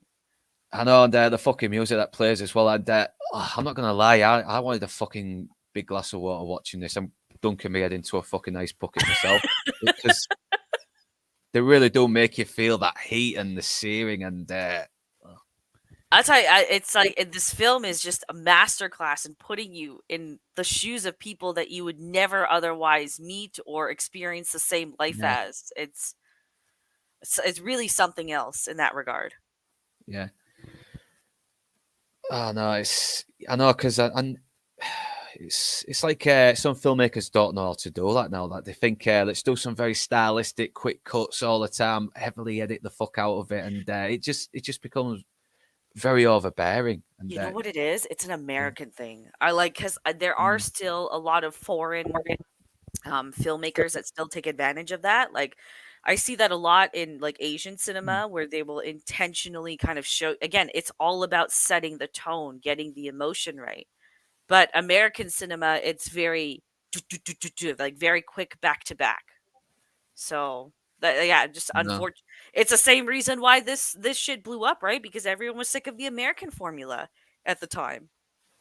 yeah, no, because they were playing a bit more safe back then as well. Very safe, yeah. Yeah, and I still like these old American westerns. I still like Liberty Valance and True Grit and Mhm. that, but I think I think if it wasn't for this, I would have not been much of a fan of westerns in general. Really? I think I probably would. I mean, I don't know. I think maybe later on, but I think this is the film that really made me get into westerns. I gotcha. I gotcha. Yeah, but I still I think I was about 14, 15 when I first saw this. I don't know. It's been a long time. Yeah, only half an 8 hours, and he looks like he's about to fucking die straight away. He's just, yeah, Not he's to, so. oh god, look at that. The I skin. know. And that's something you also don't see. I can't remember what movie it is, but there was like another, I want to say it's probably like one of those mummy movies or something like that. But again, Yeah, everyone's very intentionally manufactured. Like it's very much an American cinema problem. And you don't see this. And I feel like it's part of the reason why now as a modern people we have such a disassociation with like our what's the word, our sense of discomfort with things, right? So yeah, I I know. really appreciate that there's that extra attention to detail, and it looks good for the 60s is the other thing. Like, this I holds up know. really well.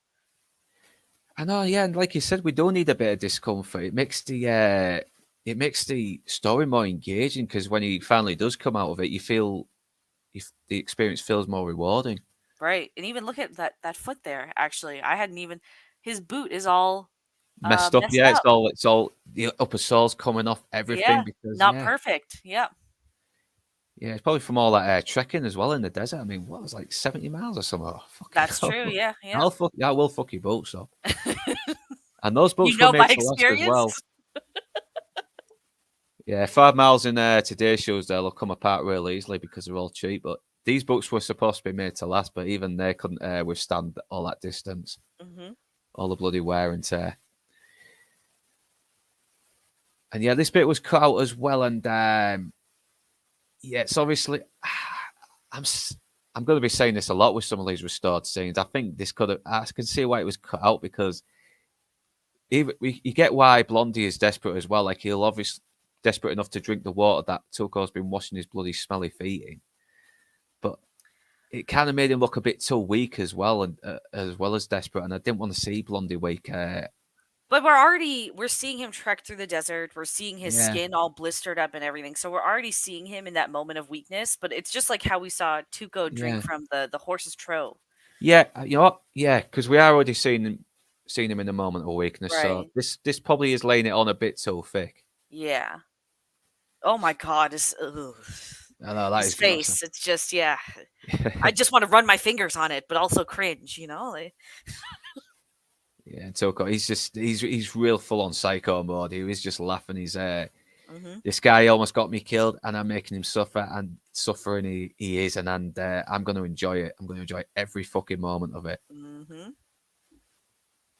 And I was going to finally put him out of his misery, and but yeah, then comes this cavalry. He stops it, and he finds a load of dead soldiers.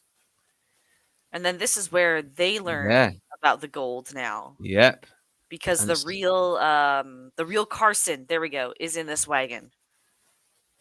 I know they've kind of been caught up in their own problems. They haven't realised that there's this other thing going on that they're about to collide with. Yep. And it's looking like he's dead, so he's thinking, all right, these soldiers have got some loot on them, fucking steal from them, all sorts. He just doesn't care. He's just in it for himself. That's how much of a scumbag he is. And yet the tobacco, which seems very insignificant, but it's obviously going to come back later into a pretty brutal payoff. Yep.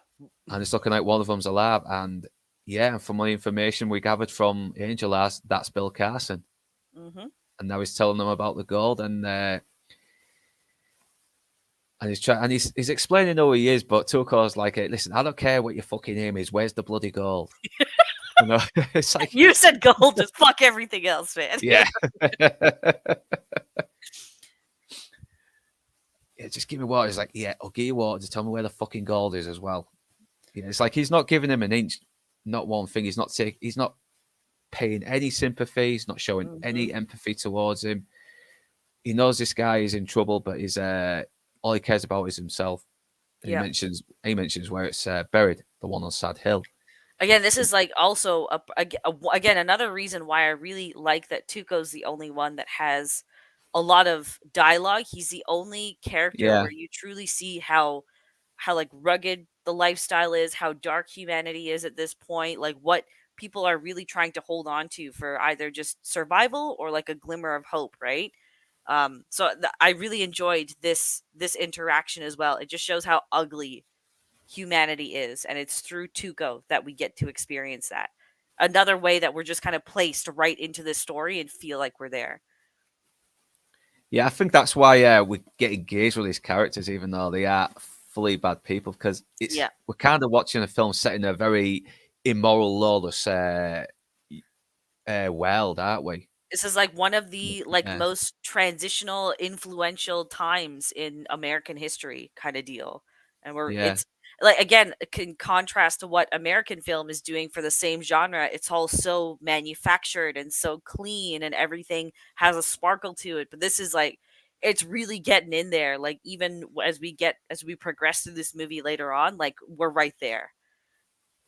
yeah. It doesn't hold back either. I mean, it No. because he wants you to feel that grit. He wants you to feel that harshness, that unforgiving world that they're living, Mhm. and that the fact, and it makes you sort of like understand why they are doing what they're doing, because you got to be ruthless in this world to survive. It's otherwise it's going to eat you up. Yep. Waylon, I'll get to it. I promise. This weekend. I'm serious. I'll do it this weekend. And he's trying to find out the name of the grave because there's going to be 1,000 fucking graves, and he needs to know what it is. But Hmm. it's no use. He needs his mouth is drying up. He needs water real bad. He can't fucking speak properly because his throat is all parched. And so he's like, okay, I'll get you water. I'll get you water. So he goes to get it, and then he sees Blondie's over there, and he just fucking throws the canister at him, and he's like, he's showing no fucking humanity towards a man who's dying, because he's Yeah. like, all he cares about is the gold. But Bill Carson's already fucking dead now, and his chance for getting the gold is gone. So he Well, he thinks, I'm going sees to get that it. like Yeah, Carson has said something to Blondie yeah, while he's gone, right? And this is fine. Like, God, I can't kill this guy anymore. You yeah, know? yeah. He doesn't realize that now, but as soon as Clint Eastwood says that, you'll always be poor like the greasy rat you are. He told me Hmm. the name on the grave, and so obviously Tilcor changes his fucking mannerisms. He's like, "Oh no, don't, Blondie, I'm your friend. I'm your friend. Really, I'm really." I gotta love it. He's such a fucking two-faced lying bastard, but God, he is fun. He is fun to watch. Brings it all together. Really ties the movie together so well. Yeah. Yeah, and I think one of them in chat mentioned this bit where he gives him a little drink to sort of help him, but he's like, "No, wait, don't drink. Don't. Yeah, you want him to be better, but not too better." Because I think there's a part of him he still wants to make him well enough to tell him where the grave is, but at the same time he wants him to die as well, so he can go get the money himself. But that's what I got from it. But it's looking like that's not going to happen, so he's going to have him recover. And yeah, there's another bit that got cut out in the original, and it's basically just a scene telling them where there's a brother monastery that'll take any uniform anyway because there's no medics in this place, and he'll never get the help he needs. And that's it. You can probably cut that out, and you won't miss nothing anyway.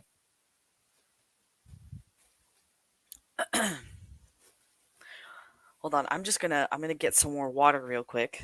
Sorry, you get some water. I'll speak to the chat for a little bit. Those were the same boots Eastwood wore in Raw had. Oh yeah, yeah, yeah, and yeah, those suede ones. Yeah, I think I remember seeing that in Humanity. Lived in Wales, a great. Yeah, come on, give me that real fucking grit. Yeah, make it feel real. I don't like anything that looks too clean because it's never that clean. Yeah, Jamalama. Okay. That's just, well, oh yeah, actually, yeah.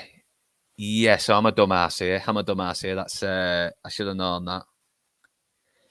So yeah, maybe he is being very compassionate towards him a little bit. Obviously for selfish reasons, but that's but you know that character anyway. The throat could swell. All right. Two bong hits later. Hope you're having a good weekend anyway. Is it Saturday yet? No. Obviously, he makes it to the missionaries, the monastery, and they've no more business. And apparently there's a Father Ramirez who is away at the moment, Padre Ramirez, and he owns the place. But they're going to take him in anyway and look after him, try and help him recover. Mm-hmm. And you can see all these soldiers from different grey jackets, blue jackets. Then they're all just wounded. These men are not the same as they were before they went into war. These are all defeated. They're fucking tired, and it's pretty a sad sight to look at. And obviously, he's playing the part of the best friend, saying, "Look after him. He's like a brother to me." But And this is where we learn that this is Tuco's brother, actually, the priest. yeah, later on. Mm-hmm. Yeah, he's still trying to find out how his condition is because he's hoping he's not going to die. Otherwise, he'll never get that fucking money. Needs that gold, yeah.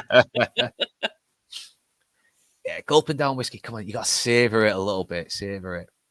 Well, it depends what whiskey, anyway. It's also it's just quenching a thirst with anything kind of deal, right? So yeah, no, I don't think that's going to work. I've always felt a bit dry after a load of beers or whiskey. You always need a bit of water after. Different times. There you go. Yeah. You see that, don't they? They quench their thirst with fucking whiskey or moonshine and all sorts. Yep. Yeah, and he's like still checking on him. He's like, he knows he's going to make it out alive, but he's playing as if, oh my God, I let you die. I'm so bad. I'm so bad. I think he's also just like, the grave. Yeah. He's playing it up for like everyone that's at this monastery, right? Like try to not get out that he's a piece of shit, actually. Like, oh, I just my friend, like I just found him like this, I didn't do this to him, kind of deal. I know. He's so funny. He's so funny when he pretends to be sad. He's so over the top, but you can instantly see right through him. And it works though. Well. It works so well. I know. Yeah, he's such a funny scumbag, but you still can't help but like him, though. I know you should hate him, but I can't help but love this character. He's so fun. He puts the hand over his eye, then peers through his fingers to see. He's like, if I was in your shoes, I'd tell about the gold. Yes. Yes, he's really trying to get the information out of him. He's really trying to manipulate him, but he's not buying it. He feels the water in his face. He's about to hit him as well. A little bit when he gets angry. I know. And he's like in a monastery as well. I know. And obviously Clint's playing his side as well, but he's doing it smart because he knows he needs Tuco. He knows where the graveyard is. Mm-hmm. And only Blondie knows where the grave is. Mm-hmm. So they both need each other, really. Obviously, he's got to play nice. It's like, I'll get Warfield. And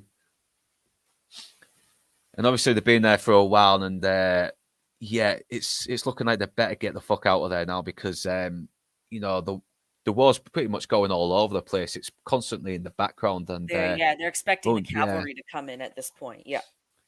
Yeah. And now he has to go speak to Father Ramirez. And like you said, you found out it's his brother. Mm-hmm. And it's a nice little moment as well. It's one of the few moments where we see him really humanized. He's obviously not been a great son or brother. He's not seen his family in a long time. And now his mother died or whatever during this conversation, right? It's like you weren't there. is Yeah, what the brother tells him. Yeah, yeah, and obviously because and I think Toko really does genuinely feel bad because yeah, he's playing it up like all smiles and faces, but he hasn't. And yeah, now he's got the news that his parents are dead, and yeah, the smile wears off. And yeah, you can really see there's this. Yeah, it humanizes him. He does. He obviously does care about his family, but he's been so caught up in his looting, his criminal ways, his selfishness that he's lost people that are very dear to him. And you yeah, can see it's breaking his. You can see it's kind of broken him a little bit here. yeah. Again, And you another can, human moment. Yep. yeah, and you can see there's a little bit of conflict with his brother as well. His brother's gone to be a priest, but he knows what Tuco is. He knows he's done some bad things, and it's obviously put a big strain on their relationship. Hmm. And yeah, and he does lecture him as well, and then Tuco lectures him as well. It's like, yeah, well, I led a really fucking hard life. People were out to try to kill me every single second. You didn't have that life. You were in this fucking monastery being all peaceful and He peaceful. chose that No. life though. Yeah. He chose to be a criminal. It's Yeah. again justifying, trying to justify, right? Exactly, yeah. It's kind of not wrong as well because he has led a much harder life. I mean, yeah, because that's not life to have if you have people trying to kill you every 10 seconds. Mm-hmm. Because you saw at the beginning, he was enjoying a nice fucking turkey leg, and then these bastards come trying to cap him. Mm. And obviously, yeah, he gets a good slap from his brother, but no, he just fucking wallops him one. Again, truly an ugly person. He can't just kind of embrace the moment at all. It's and he's Yeah. kidding a man of God is the other thing. But I guess he I slapped him. know. So. But yeah, and even he seems to regret because he can still see he loves his brother and he doesn't want the relationship to have ended like this. But nah, it's looking like it's too late. They'll probably never mend that broken relationship they had. To be fair, I don't know. Was that scene in the original cut? Do you know with the Yeah, it brother? was in the original cut. I Yeah, think that's probably a scene that you could cut if anything. Like as much as I do enjoy seeing Tuco get that humanizing bit, I think we've seen enough of it to grasp what kind of person he is. And also just the mm, introduction of this other elements, it doesn't really come back to us by the end of the film. Unless you want to when Tuco's, hanging at the graveyard, then it's kind of like he sowed his oats before he died. But even then it's not it doesn't allude to that at all. So I feel like mm, that scene could probably be cut from the film and it would still yeah. work. I never thought of it like that. But you do get this nice little moment where he's obviously back to lying his fucking ass off, saying, "Hey, my brother is so proud. He's crazy about me. We never see each other no more." And it's like, yeah, because you never tried. You were too busy out fucking robbing and murdering people. Like, yeah. But I think Clint Eastwood has seen what's happened, and he's thinking, yeah, I'll just go along with it. I won't say anything. He's going through a tough time. I'm gonna go easy on him a little bit. Mm-hmm. And he even gives him a little cigar as well. And I think it's genuine. He's not just doing it just to get on his good side to find out the name of the cemetery. Well, this is now because of that whole scene with the brother too. We learned that this is like Tuco doesn't actually have anyone. He's got all Yeah. these connections, like with the gang, with Blondie, but there isn't anyone that actually understands the life that he lives. So Blondie is in this moment of like brief weakness is the only one that he can lean on. And then this is like what I think Tuco forgets that there's this bad blood completely between them because of that little emotional dip he takes seeing his brother. And it also makes the final kind of scenes of the film hit a bit harder as a result. Yeah, that's actually a bit good point. That I don't think I Mhm. ever thought of that. Yeah, But yeah, that's actually gives because me a little insight onto the scene itself. right, because like now, like from here on out, basically until the graveyard scene, it's like they're buddies. There's no more animosity between them almost whatsoever. Because even they go lay the dynamite down together. They even like they don't screw one another over when they see the Confederate soldiers later on Mm. either. So it very much it becomes like this weird brotherhood or like sibling relationship almost for the rest of the film. Exactly. Yeah, and this is one thing I like. There is good chemistry between these two. I mean, these are two that are obviously not. They don't like each other. They're obviously trying to appeal it to each other's nature, good nature, a little bit, but they work so well. You can really tell they're having fun playing these parts together, and I all played it. I all play liked each other in real life. Oh, they were so in real life, the all three of the main cast were very good friends up until their respective passings. Yeah. Yeah, yeah, because Eli Wallach, I think he died like maybe 10 years ago, and he had a good life though. He was in his 90s, so Hmm. yeah, respect to him. But what I saw from him in his interviews, he actually seemed like a bit of a humble guy, even though he's well known for playing these like evil scumbags in these old movies, especially in the Magnificent Seven. And I think this is another scene that was put in the restored version, Okay. and they're obviously still trying to trick each other into giving up each information, and it's not working. And It feels more playful here, though, yeah, compared to it like Insidious as it was before. yeah, exactly. But I think this bit here with Clint Eastwood, where he's looking at the dead bodies and saying those men aren't worried about anything anymore, are they? And yeah, it kind of sort of like ruins the scene where they're near the bridge and he's looking at all these men getting slaughtered, and he's like, I've never Mhm. seen so many men get killed, so get destroyed so badly in such a short amount of time. And yeah, it kind of humanizes him a bit too early on in the film, this bit. Yeah, agreed. Yeah. Because and then it just cuts to this scene straight away. So you could have lost that scene anyway, and kept it cut out anyway. I get why Eastwood like initially when this because he again bad relationship with Sergio Leone, so Yeah, he was just like I don't want to work with him anymore, and like this film like I didn't get to talk a lot in it, and it feels very bloated. I get that, I really do, especially when you compare it to American cinema, and like here, going through it kind of scene by scene now, I can see where some would get cut. But again, even with like the scene with the brother, it's like I feel that every minute of this film is perfectly utilized still. Like it doesn't feel like there's a minute wasted. yeah, and I think Sergio Leone, he was big on story, and he never liked people, including studios, butchering his movies, and it very sadly happened in Once Upon a Time in America. It got cut down to 2 hours, and the movie's like Oh, 4 hours. Yeah, oh, jeez. yeah, and but thankfully they re-released it, the 4 hour original cut, and it is fucking brilliant. It's a really good film. It's Okay. yeah, but I am keen on seeing the 2 hour cut as well, just to see if it really was as bad as people said it was when it first came out. And I think it's on. I think it's on the Blu-ray now. Okay. So, yeah, so I might have to look into that. And obviously they're coming across and they see Calvary, and they're not sure if it's going to be blue coats or grey coats, because if it's grey coats, they might be screwed and get led into the war when they're trying to avoid it. If it's Hmm. blue coats, then they're probably fucked. And yeah, they're very confident as well. They see it looks like grey coats. They're like, hey, God's with us because he hates the Yankees. And then Clint Eastwood, he spots it quickly. Yeah, he sees that it's blue coats in dust. Mm. Yeah, God's not on our side because he hates idiots also. And yeah, fucking hell, it's like it's one fucking dangerous moment after another. It's like these two cannot get a fucking break, and now the Hmm. prisoners of war, and it's kind of put a halt on their plans of ever finding that gold. I like this though because this is kind Nah, of again it also lends to like the intensity of those that final scene, the shot over the yeah, graveyard. So and also like it brings a lot when of you plot points together as well, doesn't it? With especially yeah, with the bad. that's exactly what I was gonna yeah. So this is Yeah, I love this sequence as well. I know. So exactly when you get this, I think it's I don't know what rank he is. He's a lieutenant or something, maybe. Mhm. I don't remember.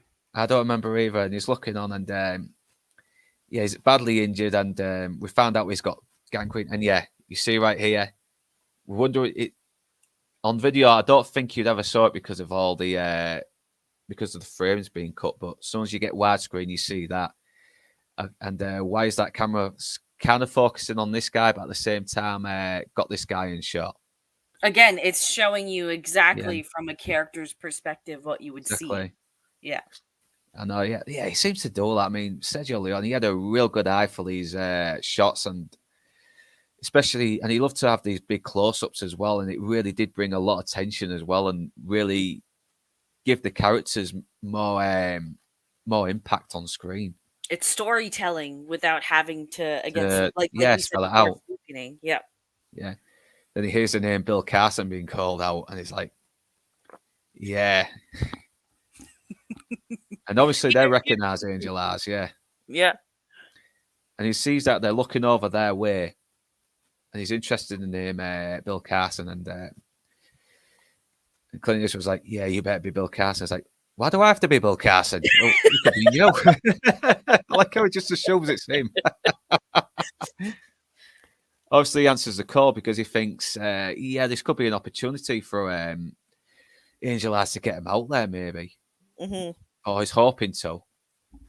Obviously, the fucking guard is like, he's just a brutal bastard. He doesn't suffer fools gladly. And I love that lad. I like big fat men like you because when they fall, they make more noise. I love it. The dialogue is so great.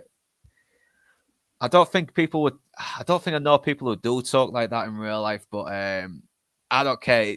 It sounds good in this universe. It does. It's Yeah. the tone.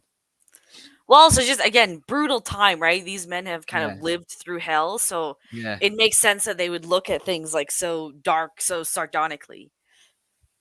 I know. Plus, when you look back at how people talked to back in those days, even the most scruffiest looking working class blue collar redneck had a very big vocabulary where they would speak Yeah. sentences so eloquently. And it's kind of sad though, because we seem to sound that the amount of people I talk to have a bit more of a simplified vocabulary a little bit. We've Yeah. definitely dumbed down vocabulary Yeah. as the years pass. Yes. Yeah. This was the same in London as well, back in the Victorian times. You get a big, gruff looking Cockney speaking eloquently in his big, thick Cockney voice, everything. It's like, yeah, and we need to get back on that. We need to start opening more fucking books. Yes, I'm indeed. trying to do that more as Indubitably. well. I'm trying to do it a bit more, but unsuccessfully. But at least I'm trying. So It's, you know what? People kind of look at you weird when you say it because yeah, it's so no. uncommon now, right? So like I'll sometimes throw out words that people are like, what the fuck are you saying?" I'm just like, "It's a word, man. Read a dictionary." Yeah. I know. Yeah, move. All right, let's go on to a chat for a little bit. Yeah.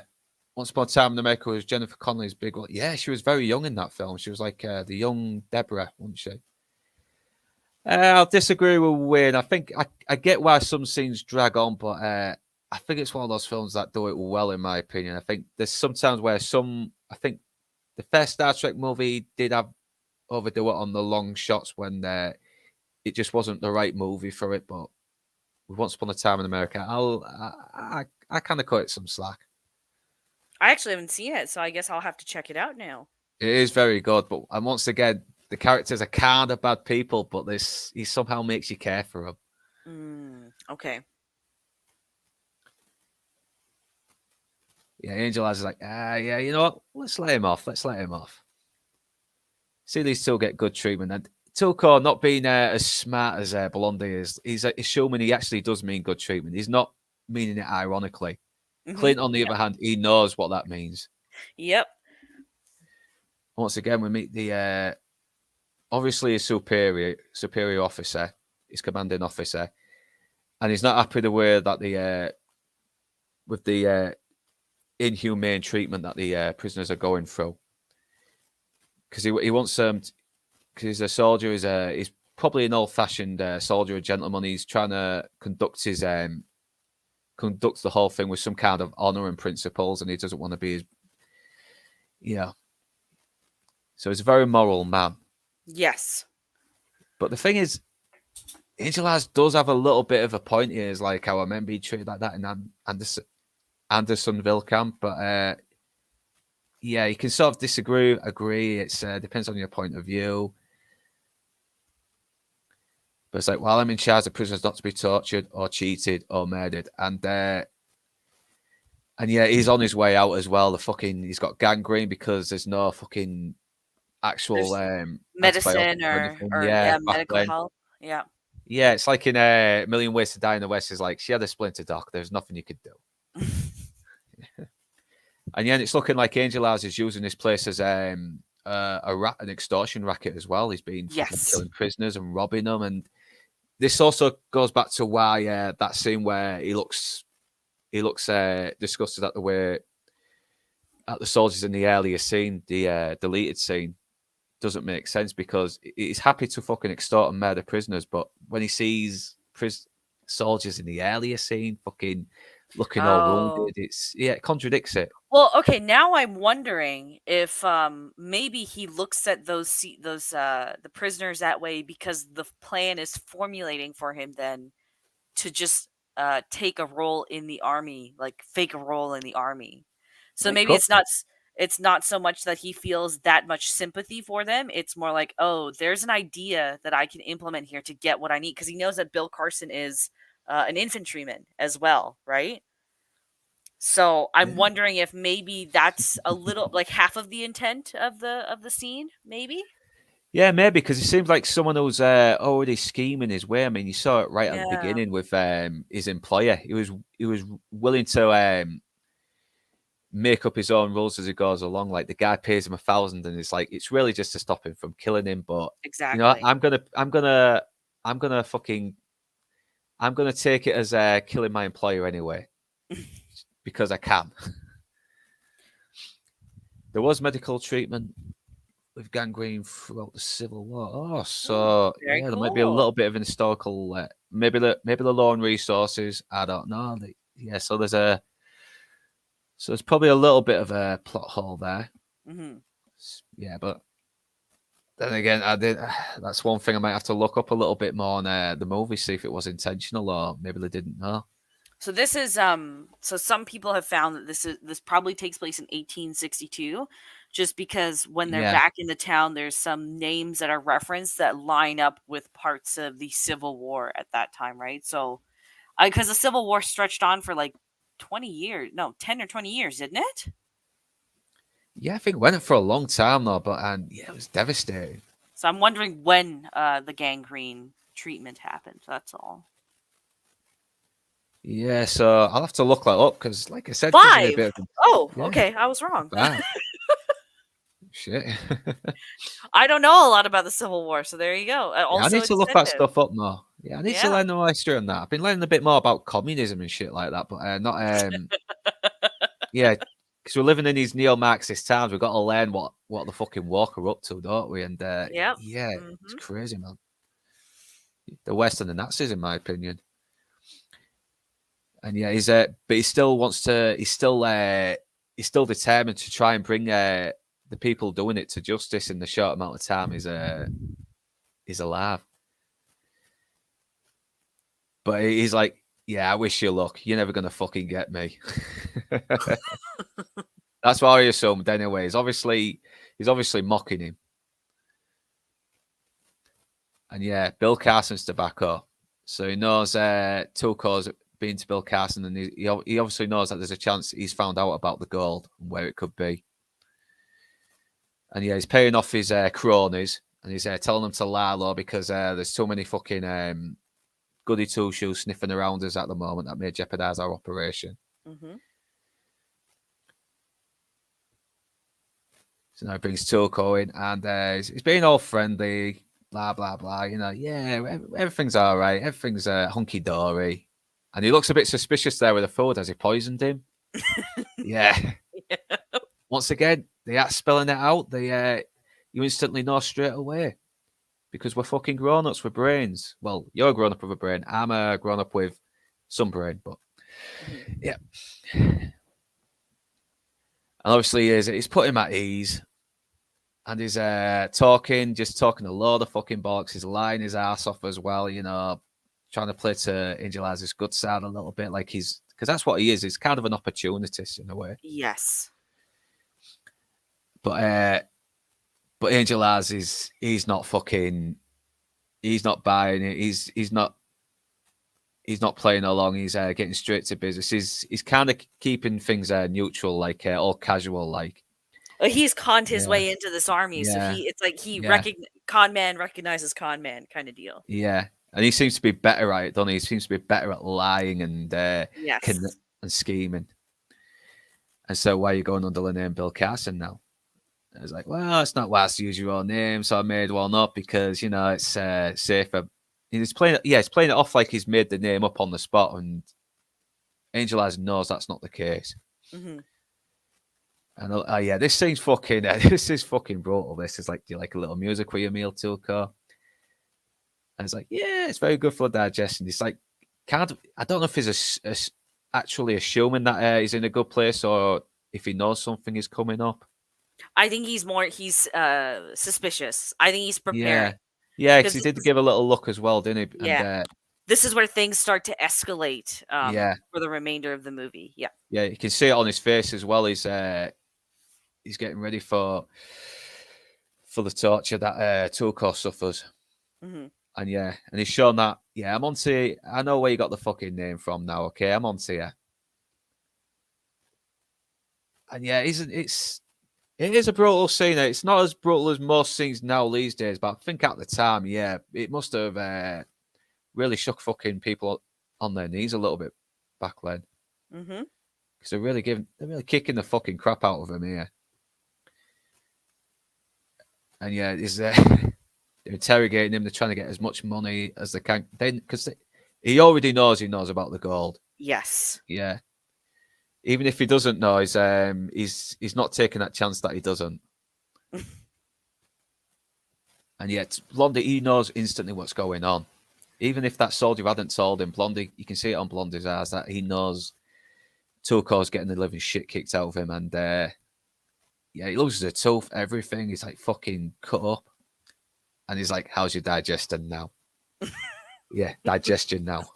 Love Savage. it. Love it. He just smokes that fucking pipe, and he's just all cool and calm about it. I love it. Yeah, they made those punches land. Yeah, he's talking about you, Echo.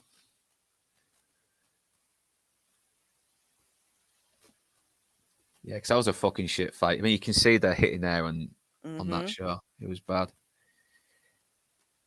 And yeah, when someone says, I don't know what you're talking about, I have nothing to tell you, they know what you're talking about, and they do have something to tell you. That's the worst lie you can say if someone's interrogating you.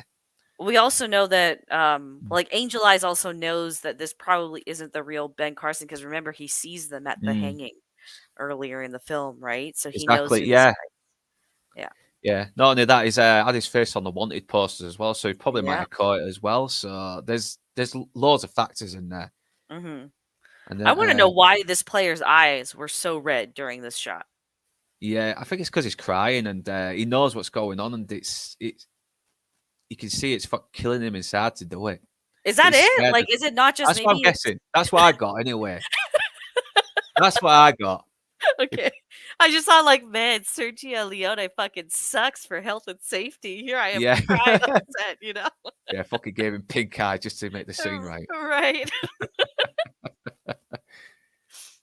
Yeah, no, but he's scared as well because he knows if he fucking stands up, he'll die. But at the same time, he doesn't want to. He doesn't want to be a pussy either. But yeah, he buckles down and he plays the fucking fiddle. Mm-hmm. And yet, this bit always does make me fucking wince a little bit. You know, the fingers into. I think he's pushing right into the nerves above his eyes as well. Yeah, not fucking nice and extremely fucking painful. And yeah, he ends up talking because, yeah, of all the beatings, there's only so much the body can take, depending on what kind of person you are.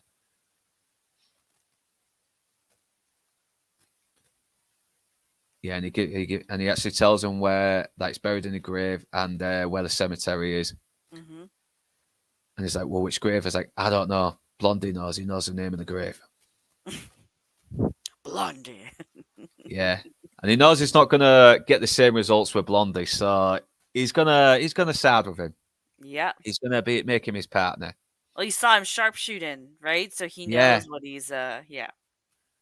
Yeah, he knows he's just as capable and tough as he is. Yeah, he seems like someone who's worth to hang out with as well, maybe. No. Nah, obviously. Nah, I'm lying. He's in it for selfish reasons, but at the same time, he's gonna play it cool, he's gonna be his partner, and who knows, he probably is going to look for a good opportunity to kill him later and take all the money, the rest of the money for himself. I would not doubt him for that. Hello? Oh, yeah, I'm Yeah, here. yeah. Sorry, I got distracted. There's a cat sleeping on my back right now. So Is it yours? yeah, I was just wondering. no, just I put this pillow behind my back because it gets uncomfortable in this chair, and he likes to just sneak up behind me and sleep between my back and the chair on that pillow. So just and then he starts making biscuits on my back. Yeah, I got relatives who have little cats as well, and yeah, they're very funny creatures, cats. Yep. I've got a dog who's who constantly wants attention, and so they're a bit more they're a bit more different. They really you really need to be energetic with these with Alsatians. Yep. Yeah, she's a good dog though, good running partner in the morning as well. Oh. Yeah. So yeah, obviously, I think Angel Eyes probably would have backstabbed Blondie if he had made it to the gold with him without Tuco.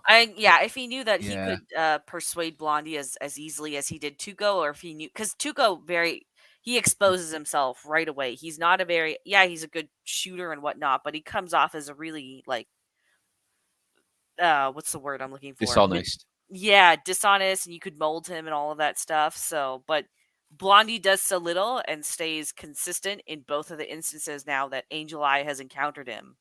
So, I know. So I think Blondie's looking for an opportunity to get rid of him as well. So once again, he's going to play it smart. He's going to because he needs him as well. He knows where the cemetery is. Blondie doesn't. And once again, even Angel Eyes is keeping that information close to his chest. yes. Yeah, and he is. He does look a little worried there. It's like, so how come you're not giving me the same treatment? It's like, you're tough. You'll never talk. Yeah, not that you're any tougher than Tuco, but you're smart enough to know that talking won't save you. So, yeah, Mhm. let's best let's just be fucking good friends for now until we can find this gold. And yeah, obviously he does need him to get there because it is going to make the task a lot more easier as well. I mean, there's going to be a lot of digging and it could take all day, Yeah. especially with one. And yeah, Tuco's got the worst now. He's it looks like I forgot this guy's name though, but he's obviously going to take him down to get a nice reward on him because he's a wanted man, isn't he? Yes. Yeah, $3,000, friend. That's a lot of money for a head. Yeah, and he kind of mocks his soldier as well. I bet they didn't even pay you a penny for your arm. Excuse me. I know, sorry about that. Ooh, it was very. That snuck up on you, didn't it? I know, I did. Yeah, out of shot as well. You can see. I think that's a prisoner tied to the front of the train. Yeah, it is right there. I can see his arms. Obviously, to make an example of him for the enemy. Yeah, back then they didn't give a shit. You wouldn't do that now these days, though. But actually, from what I heard about people who in Iraq, they probably would be a bit more brutal. Gotcha. All right. Yeah, but it's understandable though. Yeah, this bit was originally cut out as well because now we're seeing some men. They're obviously been sneaking up behind Angel Eyes and Blondie, and they're obviously working with Angel Eyes.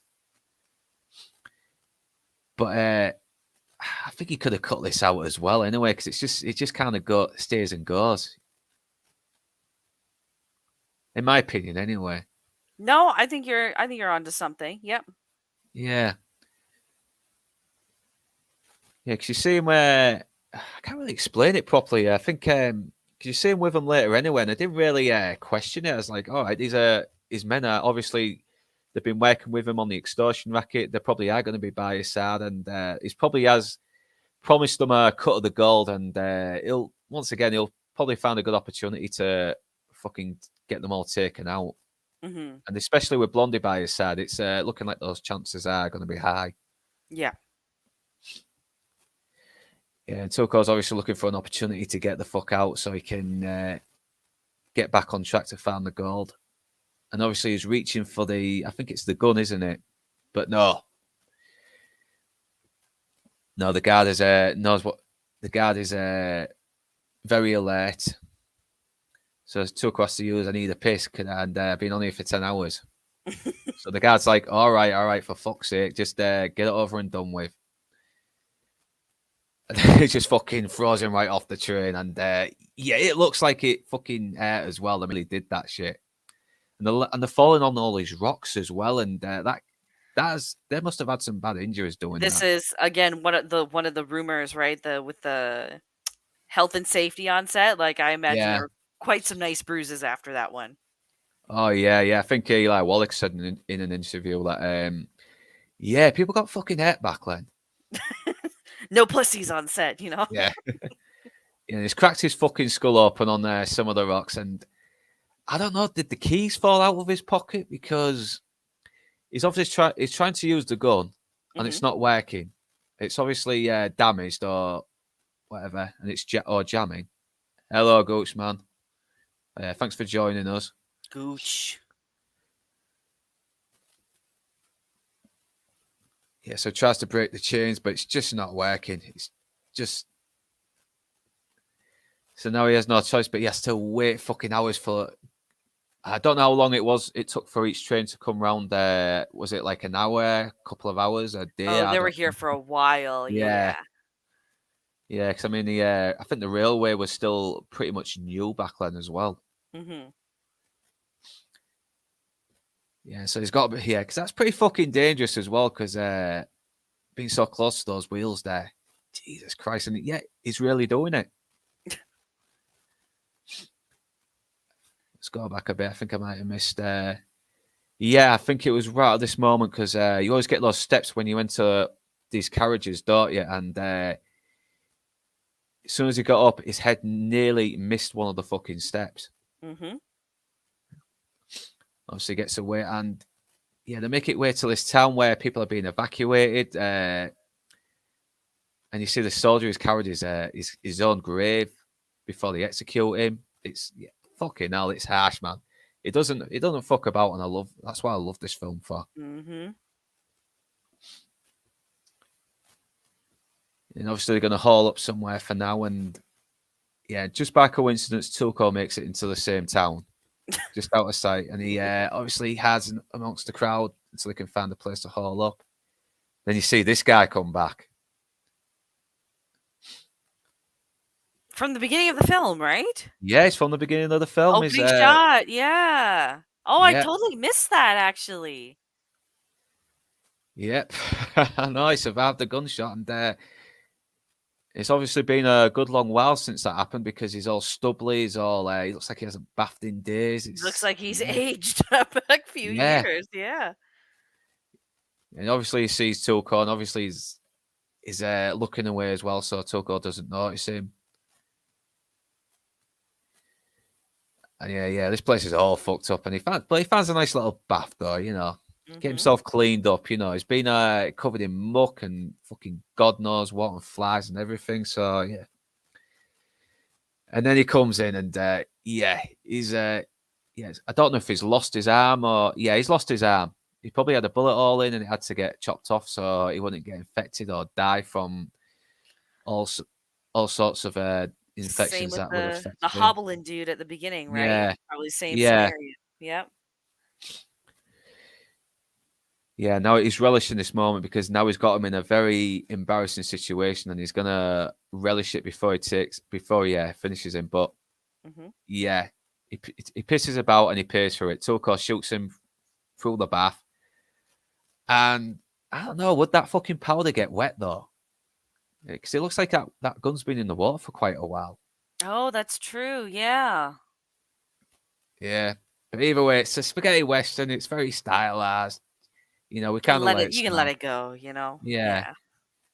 yeah. I think he does the sad shoot as well, like a gangster. Mm. To say when you have to shoot, don't talk.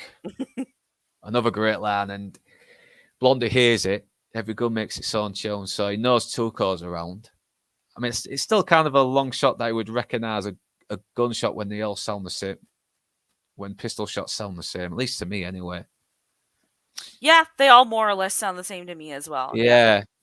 Yeah, There probably are some that sound a bit more powerful, depending on if it's like depending on the caliber Hmm. or velocity. Yeah, so obviously he's gonna try and look for Tuco, but he needs to get some of the men out of his way. Most of that guy is told to follow him, and yeah, it doesn't work out for him. Fucking Clint Eastwood guns him down. Yeah, now Tuco hears a noise and he's wondering if it might be someone else out to finish him off. So yeah, he thinks, fuck getting close, and I'm just going to kill this bastard with my dick hanging out. Who cares? Yeah, it turns out Blondie's made it. And he's told him that, yeah, don't worry, I didn't talk. He knows I wouldn't have talked anyway, but he is my partner. But he has got a lot of men by, and I don't need your help to take him out. So me and you can get back on track together and find this gold. Hmm. Yeah, because obviously he knows Tuco probably is a bit more of an easier target than Angel Eyes is. So, Oh yeah. yeah. Yeah, because if he tries to outsmart Angel Eyes will see right through it. Tuco, he's a little bit, he's not totally fucking dumb, but he's a little bit more gullible at He's times. proven himself to be the Yeah, the weaker link. Yeah. yeah. And I like how Tuco is like, I don't care if there's laws, I'm going to kill them all. And I think he's still, yeah, because he's obviously a little bit angry about his treatment as well. So he wants a little bit of revenge himself. Yep. Yeah, and this guy was in a few dollars more. He was the guy who had his kid killed by Indio. Once again, another actor popping up in a Sergio Leone movie. Yeah, Oh. yeah. Some of these henchmen are in the other films as well. Huh. Yeah, yeah. He has as well. He got gunned down by Indio after being set up for killing one of his own men. Gotcha. Okay. Yeah, and he sees Tuco, and he knows Blondie's going to be there as well, but he needs him alive. If he kills both of them, he's going to have a fucking hard time finding that grave in such a short amount of time. And yeah, once again, it's not full on Fast and Furious style action. It's more suspenseful. It's very slow. It builds up tension. And it feels more realistic as well. Like people are trying to take their time a little bit, trying to be a bit more patient. Yeah, and obviously Tuco's out to take him out alone, but he's like, but Blondie's like, come on, I'm going to fucking help you out.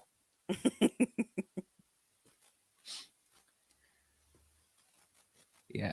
And I looked up a little bit of history on this gun. This sniper has. It's like, we got another shot. No, I haven't. But it's like a revolver rifle.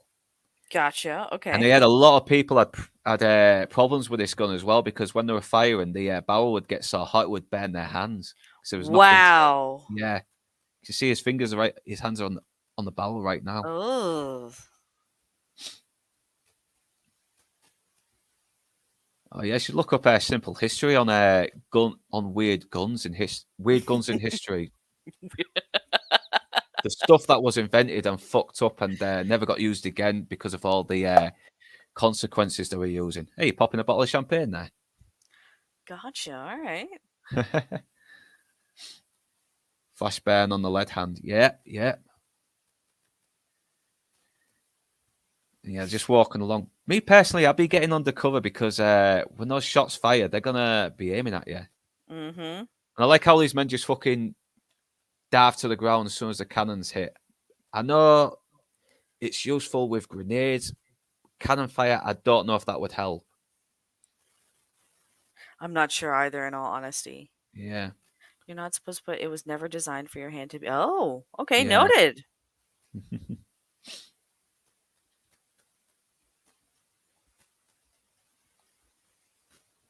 Yeah, obviously the fucking yeah. But it does give Blondie an opportunity to gun them down, while they're a bit more vulnerable, trying to get their heads together. And Tuco gets one. Yeah, he shows to still be a capable gunfighter, even despite his bumbling nature. And then you get this stuntman as well. Yeah, you can't beat a good guy getting gunned down from the rooftop to fall to his death. And I don't know if this was if this guy actually jumped off this ledge and then rolled, and they just cut it to make it look like he Oh, landed on his head. probably. Oh, Yeah, yeah, probably. Yeah. yeah. It's a good little trick, though. Good little trick. Yeah, yeah. Get some gun knowledge here. Yeah, we need to know. Who knows? We might need some. We might need them one day. Yeah. World's going to shit. We have to learn. When you fire a revolver, a lot of gas and debris fly forward, so it was never designed to be fired like an ordinary carbine or rifle. Yeah, yeah, Interesting. yeah. So yeah, I think they said that in the simple history video. Yeah, and they got to find Angel as, but he's already made a run for it. He's gone. Mm. And I love this. He's like, "See you soon, idiots." For you. Again, see, like reinforcing this kind of like brother relationship that they sort of had Yeah, for this part of the sibling film. rivalry, should like you said Mhm. before.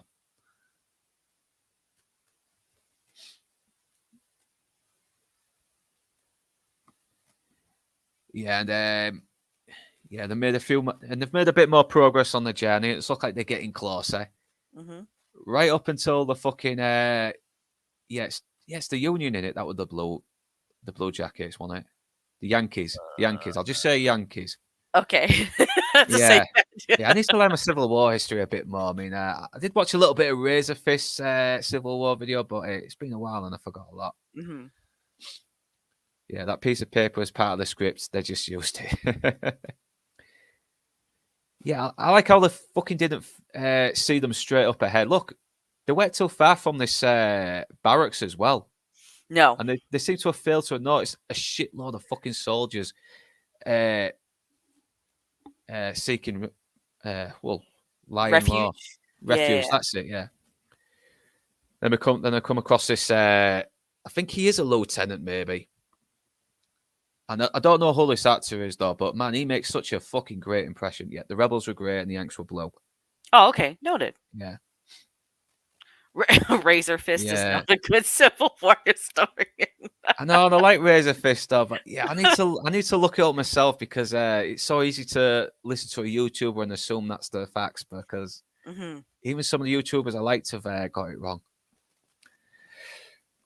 And yeah, this guy's fucking drunk as a skunk because yeah, What he's else is not. there to do when Yeah, you're I know about to exactly. I when know you're about to die? they've been putting the meat grinder out at least because, and he knows it. But he's an officer. He's stuck to his job now. He has to do his job. He's yeah, he's bound by it.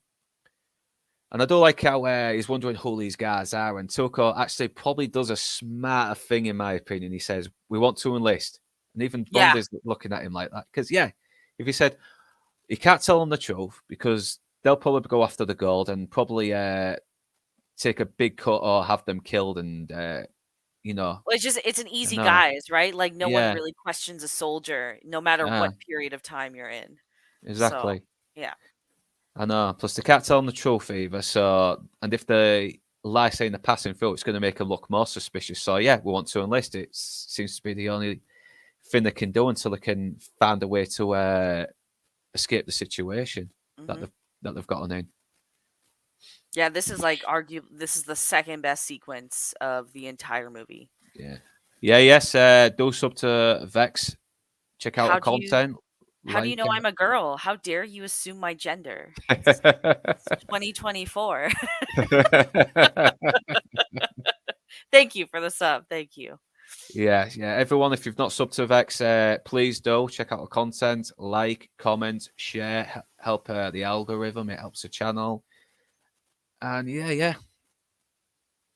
Back to Go the watch film. my last video, if anything, because the WB kind of fucked me over on that one. So Oh yeah, they're very fucking strict WB at the moment. I I really didn't think they were going to be that strict because it passed all of the copyright checks and it was up for over a day, and then someone from Warner Brothers manually struck the video. So I re-uploaded it, but it just didn't bounce back at all, and I didn't even have an opportunity. Like there wasn't even an option to refute it or dispute the claim. Yeah, no, I almost had that with the Mask of Zorro with Tony Down Under, who's just subbed to you. And it didn't come up till later when I could dispute, and finally I did, and I got it back up. But yeah, this is why I'm still trying to use my screenshots now, just to Well, keep them off everything my I back. did was on it was under fair use. So that's why Yeah, I yeah, think it's just because I used footage from a cam copy of the movie here and there. So I think that's probably what got him. But they didn't care when I did that with Blue Beetle. They didn't care yes, about Barbie. yeah, So yeah. They kind of. I kind of talked about this with Stupenzo and Blue Collar. They seem to make the rules up as they go along half the time, or it might be yeah, something to do with the company that owns it as well. So it's it's it's all irritating. fucking it's all random half the fucking time. Yeah. It's all inconsistent. I Yeah, but know. I was really proud of that video, and it's just it really Yeah, fucking all the killed hard my work. momentum. Yeah, Yeah. 'cause you're putting a lot of hours into your life, aren't you? It's not even that. It's just like Yeah, I've I've met like a lot of creators in this space that like they don't want to actually hold on, no, let me say this nicer. Okay. They are comfortable where they are and they think that their way of things is the right way. Like they're not willing to really yeah, learn and grow. But I'm one of those people that is always trying to improve my content, right? So it's just, I finally kind of hit a home run and I feel that this is very good. And then bam, yeah. it gets killed as it's rising and then it just never recovers because re-uploads kill a video. So I know, and it can be destroying as well. But yeah. yeah, have you still managed? Have you somehow managed to get back up yet, or is it still? No, no, I re-uploaded it, but like I said, there was not even an option to dispute it. I know It was a that's manual claim from someone from WB. It wasn't like it says like this video was manually taken down. that's the thing though, because even if you're giving it a bad review, you're still kind of promoting it anyway. So they should be fucking I grateful. was actually really friendly with it. Is the only Yeah, thing. it's like you're saying. It I is know what it everyone is, is. You're right? saying. I know it's a total clusterfucker, and I don't know if Rumble or locals or Odyssey gaining more traction, but if I think the only thing that's stopping me is that the interface is not as good as it is on YouTube. So I think that's why most people are still sticking on YouTube at the moment. I think it's the discoverability thing as well. It's Yeah, like with Rumble, especially, I find if you're not making political content, it's really hard to blow up over there. I also feel like because when I've done live streams over on Rumble, it's like, oh, there's a lot of people, like there's 20 plus people watching. That's great. That's more than YouTube, but no one's really chatting. So it kind of makes you wonder if the numbers are inflated based on whatever they're doing behind the scenes. And on top of that, it's just like comparatively, if you're looking to make this into an actual job, which I'm trying to do, there's still not enough money in mm, Rumble. So yeah. I know. I think yeah, it seems like YouTube is the best we got, and it's also for the worst now, we got at the same time. yeah. Yeah. But yeah, all these there's some fucking smart people out there. If you've got at creating sites, come on, get on it. Give us a good little fucking video streaming sites we can use that doesn't allow this shit to happen. But yeah, Hmm. well, it is like you said, it is what it is. We just have to keep fighting to keep our content up, no matter what red tape comes our way. Yep. No, but yeah, Back to the movie though. probably yeah. And like I said, this captain is he's got such a good character to him as well. He's been through the war. He's obviously not captain by choice. He's probably there because the other previous captains are all dead, and he's like the only one who was Hmm. left that was ranking to be in the job. And he obviously cares for his men, but he knows it's futile. They're all gonna fucking die, and he has no choice but to be responsible for it. Hmm. Yeah, and once again, that's where the anti-war commentary comes in. Yeah, this entire like last act is all just it's strictly anti-war. It's very heavy-handed too. You can't ignore it at Uh, all. Yeah. I know it does almost it does make a very violent yet tongue-in-cheek western become a Yes. bit more emotional as well. It has emotional weight, I should say. It humanizes a lot of this video because Yeah, all we've been focused on so far is just these three characters and like this own this bubble that all of them live in, and suddenly we're introduced to hundreds of other people in I this know. universe as well, right? So it's a stark contrast to what we've been exposed to for the first like 2+ hours. Yeah, and it's kind of sad as well because to be a soldier in this little mission that they've been put up to guard this bridge, you don't need to be a skilled soldier. You just need to be drunk enough to not care if you live or fucking die, but Mhm. still be ruthless enough to take down a few enemies while you're at it. Mhm. Yeah, yeah. Whoever's the most liquor gets the soldiers to get the soldiers drunk. He's the best captain. Yeah, and send them to be slaughtered is the winner. Yeah. The only thing me and the enemy have in common is that we both smell the booze. So there's a little bit of a dark humor that is using to sort of cover Yep. up the despair that he's going through, the responsibility that lies on his shoulders. And you could have cut this bit out as well. It doesn't really add anything, you know. Yeah, names don't matter. It's like you're just going to be another fucking statistic, another dead body Well, to he's a man with yeah, no name basically, right? yeah, Monty, like that's it's almost it's making fun of the making fun of one of the lead characters. So I think this one's okay to yeah. keep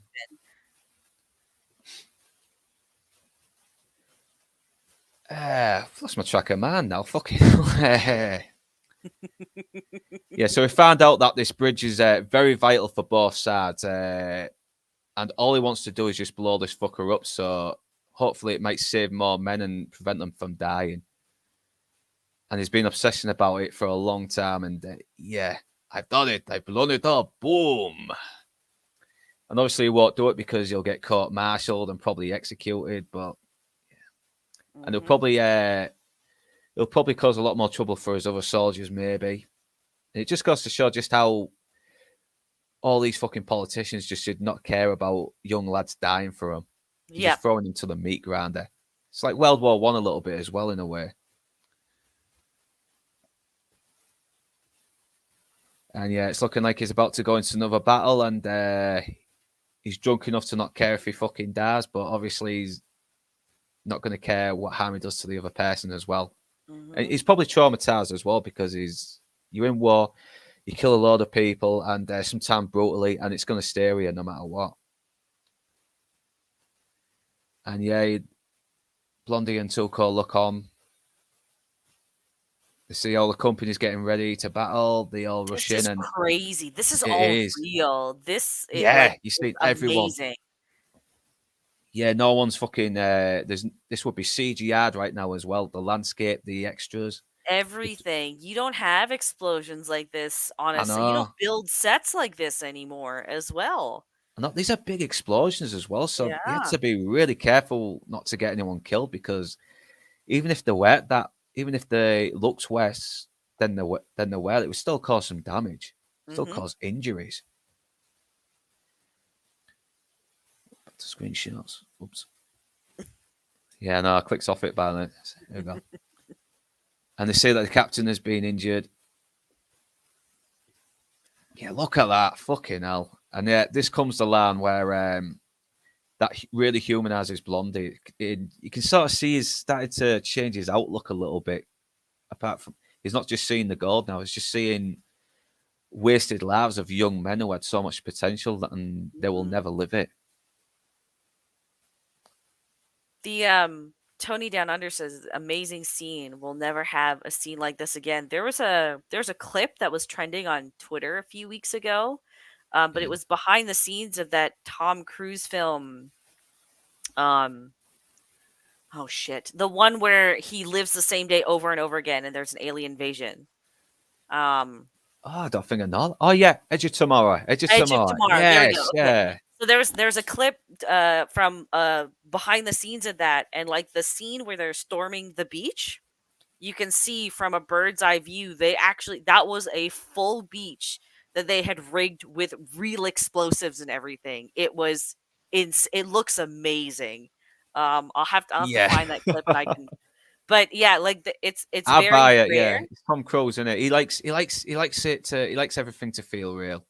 Yeah, but I thought that was insane because it's just you always see green screens now when you get the I behind the know. scenes footage, right? So, And you can I see like it as that. well because it always looks too, it looks superficially because you've seen it so many times over the years that our eyes have naturally trained us to see the Mhm. CGI itself.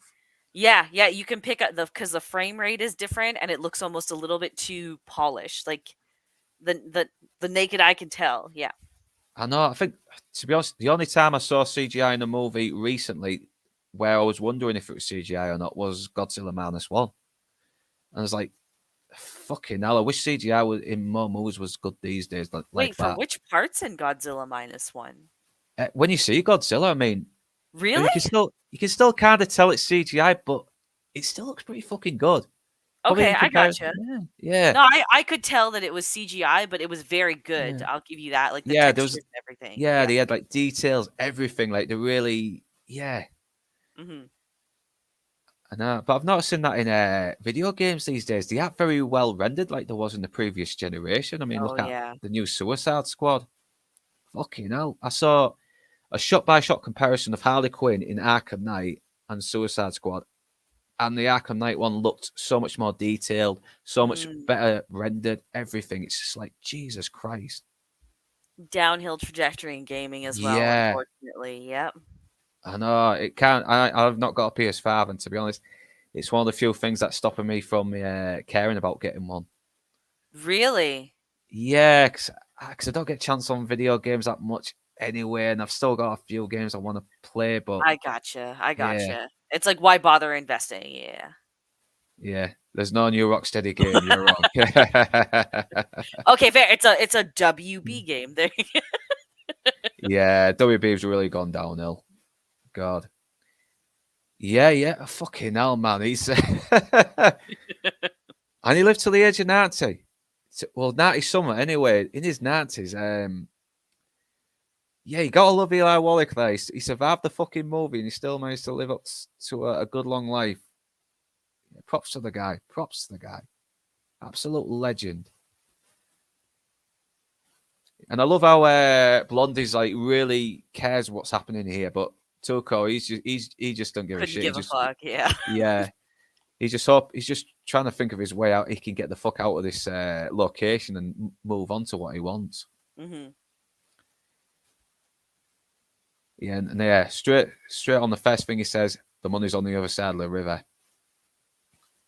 And he's still trying to tease the information out of him as well, which I found funny. And he's like, ah ha ha, you almost got me. I said the other side, and that's enough.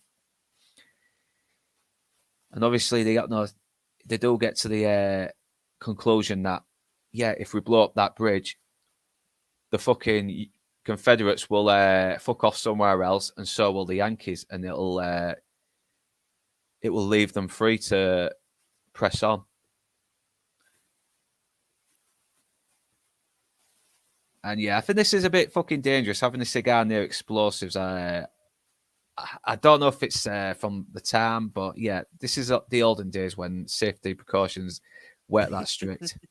That's why there are so many amputees and everything. I know. Yeah, and they say the captain's wounded now, and like I said, he's only in there for a few minutes, but God, the film gets you on his side. It really makes you sympathise with him and the responsibility that's been thrown on his shoulders. And yeah, it's Blondie that actually goes up to him and says that he's going to blow up the bridge for him. He's going to do that one thing that he's always wanted to see happen. And he's going to die knowing that more men are going to be saved because of this action. Hmm. Yeah. Yeah, keep your ears open. He don't say it straight away, but the captain knows he's talking about the bridge. Yeah, and then they steal a stretcher off a fucking injured soldier. And it's like it's kind of cool, but I get why they have to because they need to make sure the explosions don't get wet, otherwise. This is Yeah. Yeah, and this was good getting the screenshots because I could speed through this bit a bit easily, especially on double speed. And I realize even doing this, they could end up dying. I mean, even if Hmm. they're at a bit of a distance, there could be bits of bits of shrapnel from the wood that could impale them or injure them, give them an Yep. infection, all sorts. So, Explosions or anything yeah, like that. Yep. and it's a big explosion as well, so there could be a big shockwave as well that might cause some problems. Mhm. And it's looking like, yeah, we're gonna we could die actually doing this, so let's just give up the information.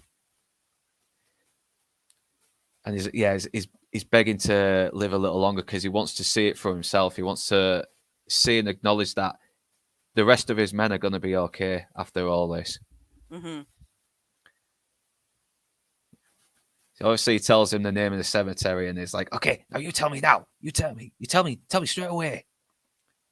And Clint Eastwood being smart, it looks like he's giving away the information so easily, but later we find out it's not that easy. There's more to what he's just told him. And yeah, fucking hell. That big explosion, you can see the shockwave coming from. Let's go back. Yeah, I was gonna say, so this Yeah, explosion, so if I you watch know. the whole scene forward, you can see a piece of shrapnel like Yeah, come towards the camera and it just like a foot away from Clint Eastwood's head, which is insane. I And know. also, like, fun Especially out of the distance as well. yeah, fun fact about this scene. So like the Spanish army had built this whole set, right? In an agreement with Sergio Leone. So they built this set and like they were just like, "Hey, like as a gesture of good faith and whatnot, I'll let you pull the handle for the explosion to go off." And the I guess the person in charge of like like the action sequences or effect or whatever, he didn't give the right call, so they blew it up prematurely. None of the Yeah. cameras were rolling. So they had to so Sergio Leone immediately fired that guy, then they had to rebuild it. So this is the second take that Yeah. you see in the Someone movie, mentioned it in chat earlier. So fucking hell. which is Yeah. insane. I can't like cuz that we're talking like I think this was like just under $2 million at the time. So this was like an insane budget for any film in the 60s. So to hear kind of a blunder like that is insane. I know, because that's the thing with films. I mean, things aren't always going to go to plan. I mean, look at the thing when they had the defibrillator scene. I mean, they Mhm. had to rebuild that whole thing m- months later because it caught fire because the materials that were being used was very flammable. Mhm. And also, yes, things can go wrong. So I don't know if films should ask for a big budget but only spend what they need to make it work, and use the extras just in case things go wrong and they have to, you know, well, yeah, I'm rambling on a little bit, but we'll move on You're with the good. film. You're Yeah, good. yeah, yeah. But God, it must have taken ages to get that bridge built up a second time, and a lot of fucking downtime for the actors Yeah. as well. Well, I'm just blown away that there's an army that built this set and they built Yeah, the graveyard as well for Sergio Leone. So that's pretty crazy right there. yeah. I'm starting to wonder if they built some more sets because I know some of these old houses were like already existed, and they probably had no one living there, or they had very Mhm. friendly, very friendly people who did live there and allowed them to use them to shoot them. Yeah, that's what I mean. Like there's so many Yeah, good sets in this movie that it's hard to believe that at least some of them weren't already existing. you know. And he has that little smile as well, and it fucking it fucking touches you. Look at that. Yeah. And that music plays as well by Ennio Morricone, and Mhm. now he knows that more of his men are gonna survive the war, and they aren't gonna just gonna be killed just unnecessarily. Mhm. And yeah, I don't know. Were the cannonballs deliberately at fucking Blondie and Tuco? Yeah, they're pissed off that they blew the bridge up. I don't know. It seems to be going in their direction, and they are on the Yankees' side of the river as well. Yeah. But it all clears up. They all fuck off, and yeah, it is very provoking as well. You just see this very haunting, sad music, and all these young people just fucking dead now, Mhm. all gone. Yeah. Danny Bass says, I find it ironic with the lack of safety oversight, no one died. However, You can't say the same today, like what happened on the Rust set with Alec Baldwin. Yeah, I was speaking, was talking to Lance about that. It was basically the armory's responsibility to make sure the gun wasn't loaded. Yes. Yeah. Yes. But then again, Alec Baldwin is a bit of an arrogant prick, and I don't know if he was fucking about as well. And it's, I don't know. There's a lot of things I just don't like how the way Alec Baldwin handled the situation. Like he did an interview and made it about himself, and he also got paid for it as well. I know it was yeah. That's what I hate most, and it just goes to show how narcissistic the guy was. Well, still is, but still is Yeah. really. Yeah, still is. And he sees a soldier who's wounded, he's dying, and he kind of looks like he's in pain and he's going through some shock as well. Hmm. Yeah, yeah. The only best it's. Well, I'm only going by what Lance has said anyway because he knows the industry a bit more than I do. So Hmm. yeah, so it is basically armored, but Alec Baldwin, he's still a dick, and he handled it like a fucking asshole, and he should not have done that interview. Well, it's just that this is Yeah. where Oh the yeah, he should whole always. oh, Yeah, go he ahead. probably should have checked the firearms as well. So yeah, yeah, I'm still a little bit funny on that information. I'm not very knowledgeable about it.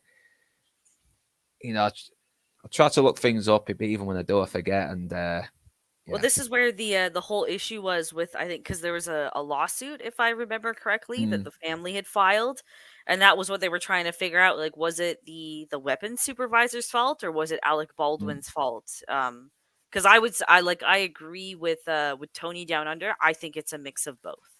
I yeah, think it you can say probably that is. both are at fault. Yeah, Alec Baldwin was definitely a fucking ass. Handled it like a fucking dick. Yep. He just, like I said, he made it about him. Someone lost their fucking, Someone someone, died. yeah, Yeah. someone died, and he made it about himself and got paid while doing it. Mm-hmm. And yeah, Blondie's seeing this wounded soldier, and he obviously takes pity on him. He just sees this Yep. young lad scared, and he knows he's not going to make it, so he just tries to comfort him in his last moments. And it's yeah, This is a touching scene it overall. is. It This is fucking another is. scene where people are just like, "Oh, this didn't need to be in the final cut." I'm like, "Are you fucking kidding me? This is again another one of those humanizing moments for the entire film. Why would you want to cut this? This really I shows the know. brutality of war." I know. Plus, you're with these guys that are basically kind of bad, and you need to sort of like care a little bit about them, don't Yeah. you? He's the good, right? You've got to give Yeah, him he's the moments god. where he can be Exactly. good. Yeah. Exactly. Then how is he any better than the other two? Mhm. Yeah, and Tuco, but obviously Tuco's fucking off in the background, and he's got the information he needs. He doesn't need fucking Blondie anymore. Mhm. And then I love this bit. He uses the cigar to fucking fire the cannon at him. He's Uh obviously not trying to kill him, but he is trying to intimidate, you incapacitate. know. Yeah, maybe incapacitate him a little bit, Oh, that's true. Yeah. slow him down, maybe. And he's loaded it up pretty quickly. From what I've heard from people who know this stuff, they it would take a good few minutes to load that cannon up. Because you got to Oh. put because you got to put the ball, the cannon itself in, the Oh, that's fair. gunpowder. Yep, yep. Yeah, And it's a like lot of it's gunpowder, it's not just like a little yeah, yeah. yeah. I don't know if this is a stunt man or Eli Wallach was doing this for real, but yeah, he's pretty fucking athletic though. He's like fucking It's probably an extra, just like, "I'm not supposed to be yeah, here." yeah. He's fucking dancing in Clerks, and yeah,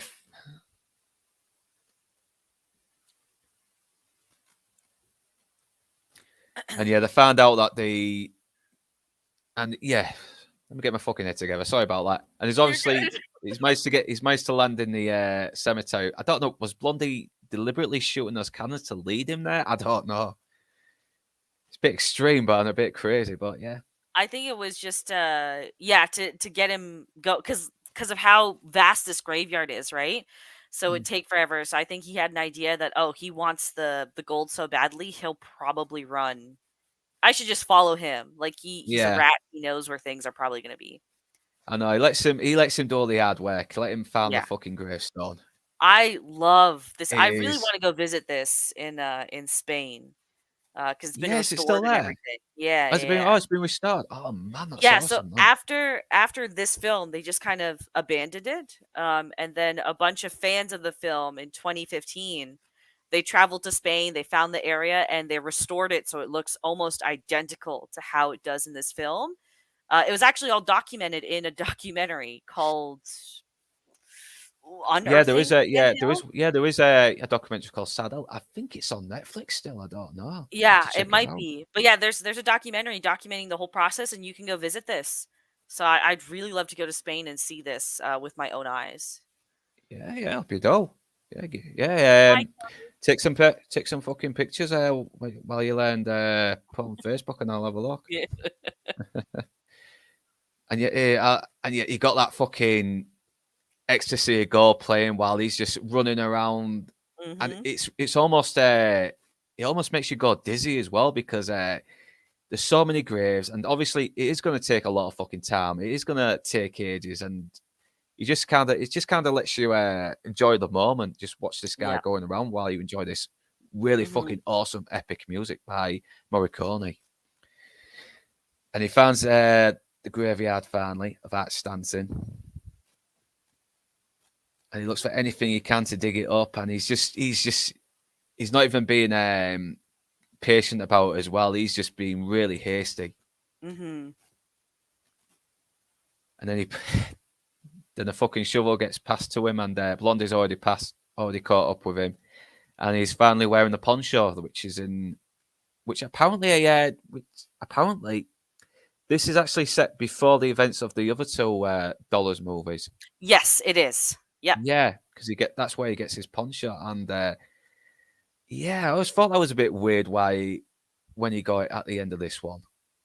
So Yeah, it's like it's chronologically backwards the Dollars trilogy. it is. Yeah. And obviously, Tuco's going to try and reach for his gun, but no. He throws the poncho over his shoulder and is like, don't fucking try it, mate. Don't Mhm. fucking try it. So Tuco decides, okay, it's Serapi. Serapi. Jesus Christ, we've really been getting it wrong. I think they say Just poncho because it sounds cooler. I don't know. I I think don't know. everyone refers to it too as a poncho, right? Because it's Mm. I'm not gonna remember serape, to be honest. Poncho, easy Yeah. peasy. Yeah. I'll try and see if I can do it. I'll try and challenge myself, see if I can call it a Serapi. I don't think it'll come up in conversation later, though. I doubt it. Obviously, the baddest caught up with him as well, and I don't know if he's been there for ages and he was just waiting for them to arrive. Mm. I won't be I surprised if he did. I think he's been following them the whole time, right? Because again, he knows that that's not the real Bill Carson. He knows that it's a con man. He also knows that Blondie is a sharpshooter. So I think Mm. it's like you didn't need to explain that at all. We already know that he was looking for Bill, and that's why he went to the army. So I think he just knew he was following. Yeah, and obviously he's trying to get them to dig, and Blondie, being the fucking smart bastard he is, he's still got a little bit of the edge over him. If you shoot me, you won't say he sent that money, and why? Because there's nothing in there, and he's like, all right, well, why does he say it's Art Stanton? Yeah. What the hell's going on? And this is where we know that Mm. Blondie still had an ace up his sleeve. His Also, it's a sleeve, real yeah, skeleton, by the way, as well. Did you know yeah. that? Yeah. I think we mentioned that earlier because Oh, okay. yeah, he clearly knew Tuco from this film. Oh no, no. I mean Oh, that's from a real before the skeleton. film. Oh, the film before the Yeah, film. yeah. Yeah, yeah. I wonder if there might be another westerns together. No, no, that's a real skeleton Yeah. grave. Fucking hell, man. Yeah. Yeah, you'd never get away with that, man. Fucking hell. Jesus.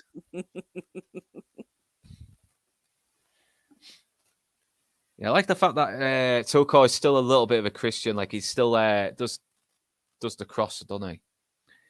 Whenever he's killed someone. Yeah, so he still has the name of the grave, and he's deliberately given a bad one as a wrong one. And it looks like the only way to do it is to earn it. So what they'll do, have a nice little standoff. Yep. Oh, but one of the best scenes in cinema history. Yeah, Beautiful. it's not a Leone Western unless someone's having a fucking standoff, and in this case, you get free list time, Mhm. and it takes its time as well. Like it just builds up. It just lets the music play. It lets you soak up the tension, everything, and makes you sort of like feel a little on edge that one whether one of these guys are going to make it, but and oops, yeah. Obviously, the bad isn't fucking quick enough, and he gets gunned down. Mhm. And I like how Blondie still he fucking falls into a grave that's actually dug right there. It's almost like it was all there for him. But I'm guessing I thought it was just like a little joke earlier, but now I watched this again. I think he dug it himself, and he was. Oh, I think he dug it himself, and he was probably waiting for either Blondie or Tuco or both together just in case. that's fair. Actually, yeah. Oh, That yeah, that would actually explain why he's also there so far ahead of them, right? Yeah, yeah, I love the Fonda and Bronson one. I think it does have a bit more emotional weight, the Fonda and Bronson one, a bit like Mhm. Mortimer and Indio and A Few Dollars More. Mhm.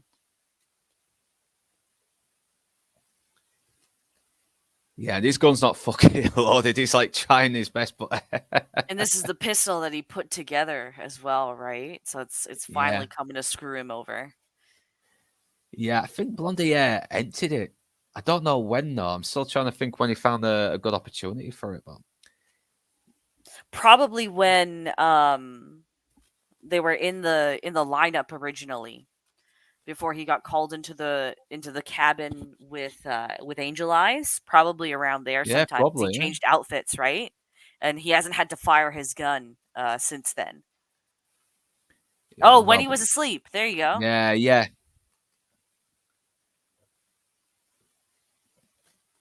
yeah. See, there's two kinds of people in this world, my friend. Those who loaded guns and those who dig. You dig. Yeah. Then they come by the grave, and it's almost so obvious as well. You can't help but laugh. As soon as you see it, it's like, oh, geez, really? That's it? It's like, yeah. And he didn't even write a name on the rock either. He was like fucking with them. It's like, if he died, Yep. they wouldn't get the fucking gold anyway. I love that. Mhm. If he died, it would be like a good fuck you to both of them. Oh, okay. Waylon And says yeah, a different gun because it was taken away when they went to the prison camp. Okay, all right. yeah. Yeah, and he told them, yeah. So he was obviously being a bit more sneaky with the information. It was the grave marked unknown right beside Art Stanton. And yeah, Blondie's smart. He knew Tuco was using him. It's obvious. Tuco's not as smart as he think he is. It's not as smart as he thinks he is. Mhm.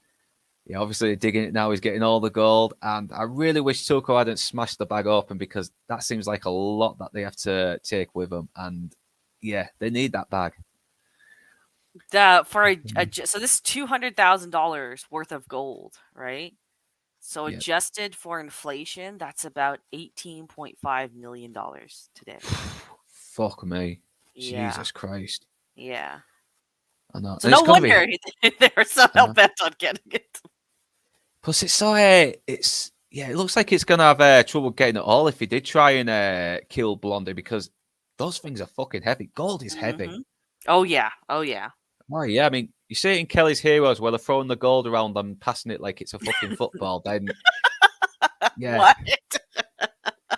They do. They That's pass it easy like ridiculous. it's nothing. I know. Then you get Die Hard 3 where Samuel Jackson gets past a gold bullion and he's like, it's hanging from his arms. He can barely lift it.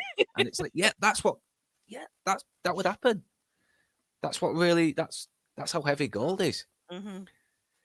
And Blondie did mention that they have to earn it. And Tuco obviously hasn't because his gun wasn't loaded, so it doesn't count. Hmm. So yeah, put him in the fucking rope. This And is also another instance where Eli Wallach almost died. Yeah, On yeah, set, in fucking hell. actuality, yeah. I knew I felt sorry for him in this scene for some reason because yeah, he looks like he's nearly fucking choking. He's Mhm. it's like, "You joking, Blondie? You wouldn't play a joke on me like that." It's like, oh, this, you can see he knows he's serious, but and he's trying to deny it, and Mhm. it's so fucking sad, but it makes me laugh.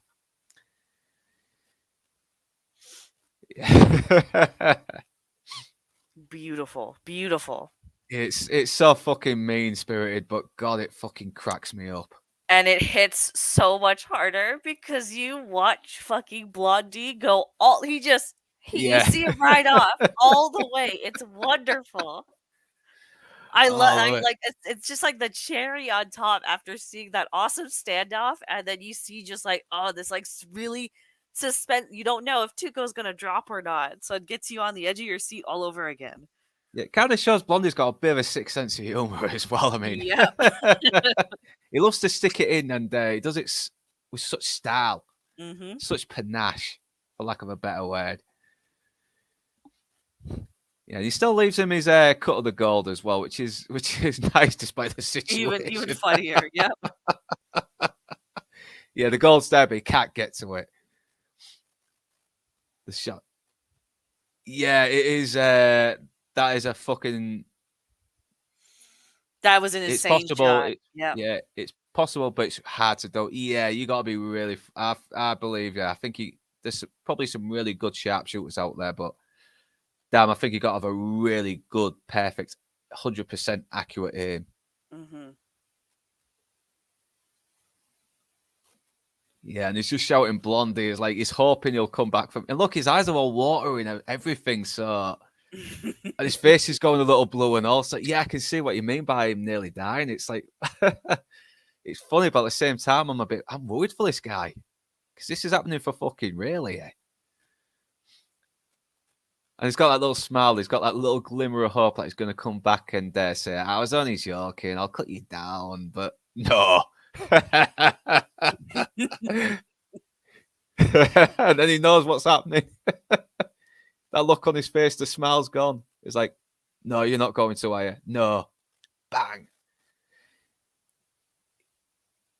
Yeah, because the site I was using was crashing and I had to get it on fucking YouTube. So, yeah, this had to Mhm. do. That's from chat. This is a good one. My great grandfather could light a match with a bullet. Couldn't hear the damn TV, but light match. Ah, you gotta love old school people. Fucking hell. Blondie. I wish my grandparents were still alive to do this shit. Fucking hell. And So there yeah, yeah, there was a sequel planned for this movie, by the way. I don't know if you knew that. I It didn't was know that one. yeah, Good, the Bad, and the Ugly 2. And essentially it would be Tuco going after Blondie's like son or grandson looking for the rest of the gold. But then Sergio Leone was like, I don't want anyone to touch this. I think it would be a disservice to to like the first movie if it were to be revisited. Just please, for the love of God, don't do it. And then the idea was Yeah. scrapped. And it would have had Clint Eastwood just come back to do like a voiceover because the character would have been too old by then, right? But Oh yeah. yeah. It's yeah, I can see why they scrapped that. Plus, having the man with no name with a kid and that, no, it'll rob the mystique. It'll make him a bit too real, and we just he's just It's better not when he's just yeah. necessary, I like know. it was I going don't to need be the to. Yeah. same. Oh, sorry, go ahead. Yeah, I don't need to see the man with no name with kids and a family and being normal. I want to see him just being this cool, calm, collected bounty hunter, gunslinger type guy. Right. I like that there's No, mystery, and it would have been the same script writer and everything. Because this was not long after this movie came out. This wasn't decades later or anything. But yeah, this is a story that doesn't need to be revisited. If anything, I would just like to see more westerns in this vein where it's gritty, it's real, like it's lived in, it's not trying to it's it's an experience, not necessarily just a film, right? I think that's better Exactly. Yeah. revisiting than touching this again. Yeah. Exactly. And I think, yeah, Sergio Leone. He did make a couple of westerns after this, didn't he? He did Once Upon a Time in the West, and he did A Fistful of Dynamite, or Duck You Sucker, as it was called in some countries. I don't know if you've seen that one, Duck You Sucker. No, no, I haven't. It's very underrated, and it sadly got panned, but I don't know. It's been a long time since I've seen it, but I liked it. I thought it was really good. It had Cobain, Rod Steiger, and taking on the Mexican Revolution in the 1910s. It was a very different. It was very different to the other spaghetti westerns, but it had a good. It was a good laugh. I'd really recommend that people watch Fistful of Dynamite or Duck You Sucker. Yeah. Okay. Yeah. And yeah, then we we get the we get Who They Are with the it's like a final. I can't really describe it, but it's like a good little final moment we see them in. It's just to summarize, right? These Yeah, are, yeah. yeah. And I just love this fucking outburst. He's still tired. He's not even focused on the goal now. He's just Randy! Randy, you know who you are. Just a daddy son of a. Then it gets covered by the and I love Mhm. that. A perfect note to end on. And you see Clint Eastwood ride off into the fucking sunset. You see a shitload of Spanish scenery, and it's fucking really brings the scale home. It really does. And yeah, that's it. That's The Good, the Bad, and the Ugly. One of the greatest fucking movies ever made, in my opinion. It's definitely in my top 10. Mhm. And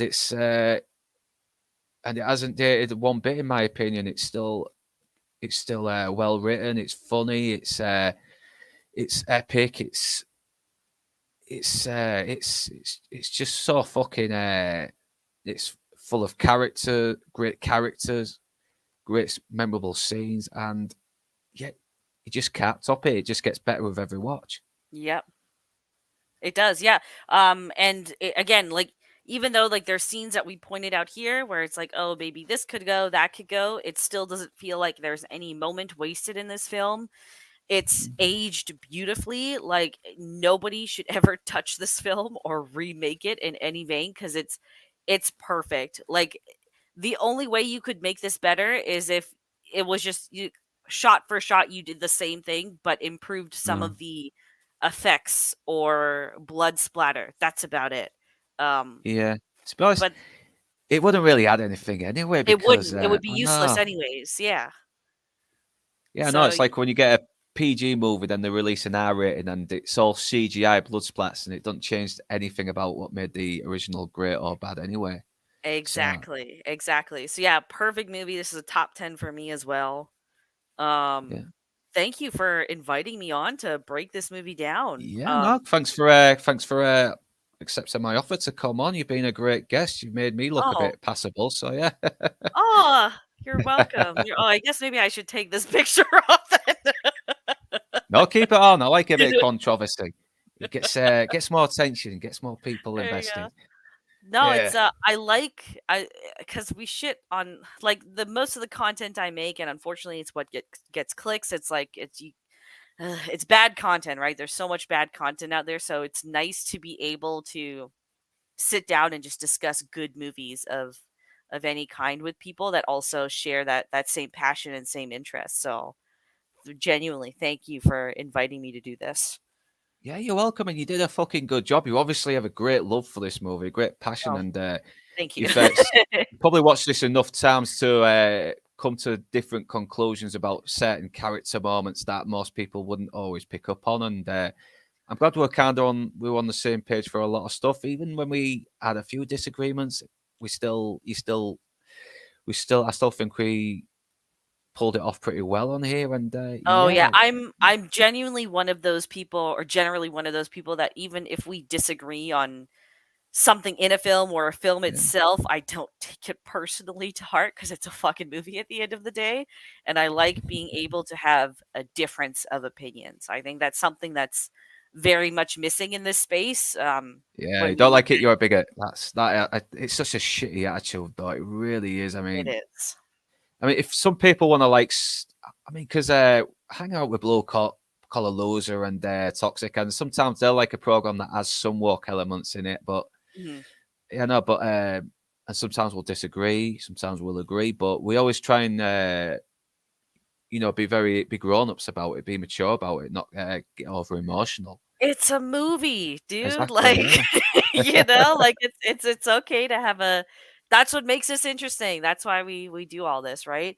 I know. Dawn E, when is my Lex live stream? I if on my channel or I'm gonna be in a live stream in an hour. I'm gonna be on B-roll in an Oh, hour. Jesus Christ. Oh, yeah, because it's like, what, 7 o'clock in your time, nearly 8 o'clock. So, It's yeah, 8. It's just after 8 for me right now. Yeah, I think it's what, like 2 a.m. for you right now?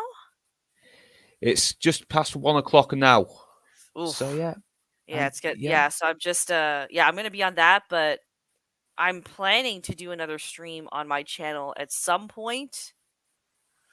I don't know what it will be on. I don't know. I'm planning to do a game stream though this weekend at some point since I've been playing a lot of Power World. yeah, I need to do more game reviews.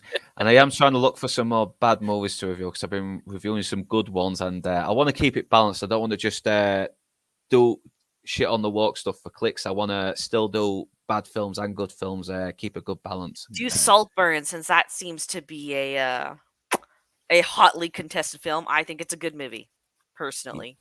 I'll have a check it out. There's loads I need to check out. I still haven't checked out Beekeeper yet, and I wanna, and I kind of do. I'm half and half on Jason Statham.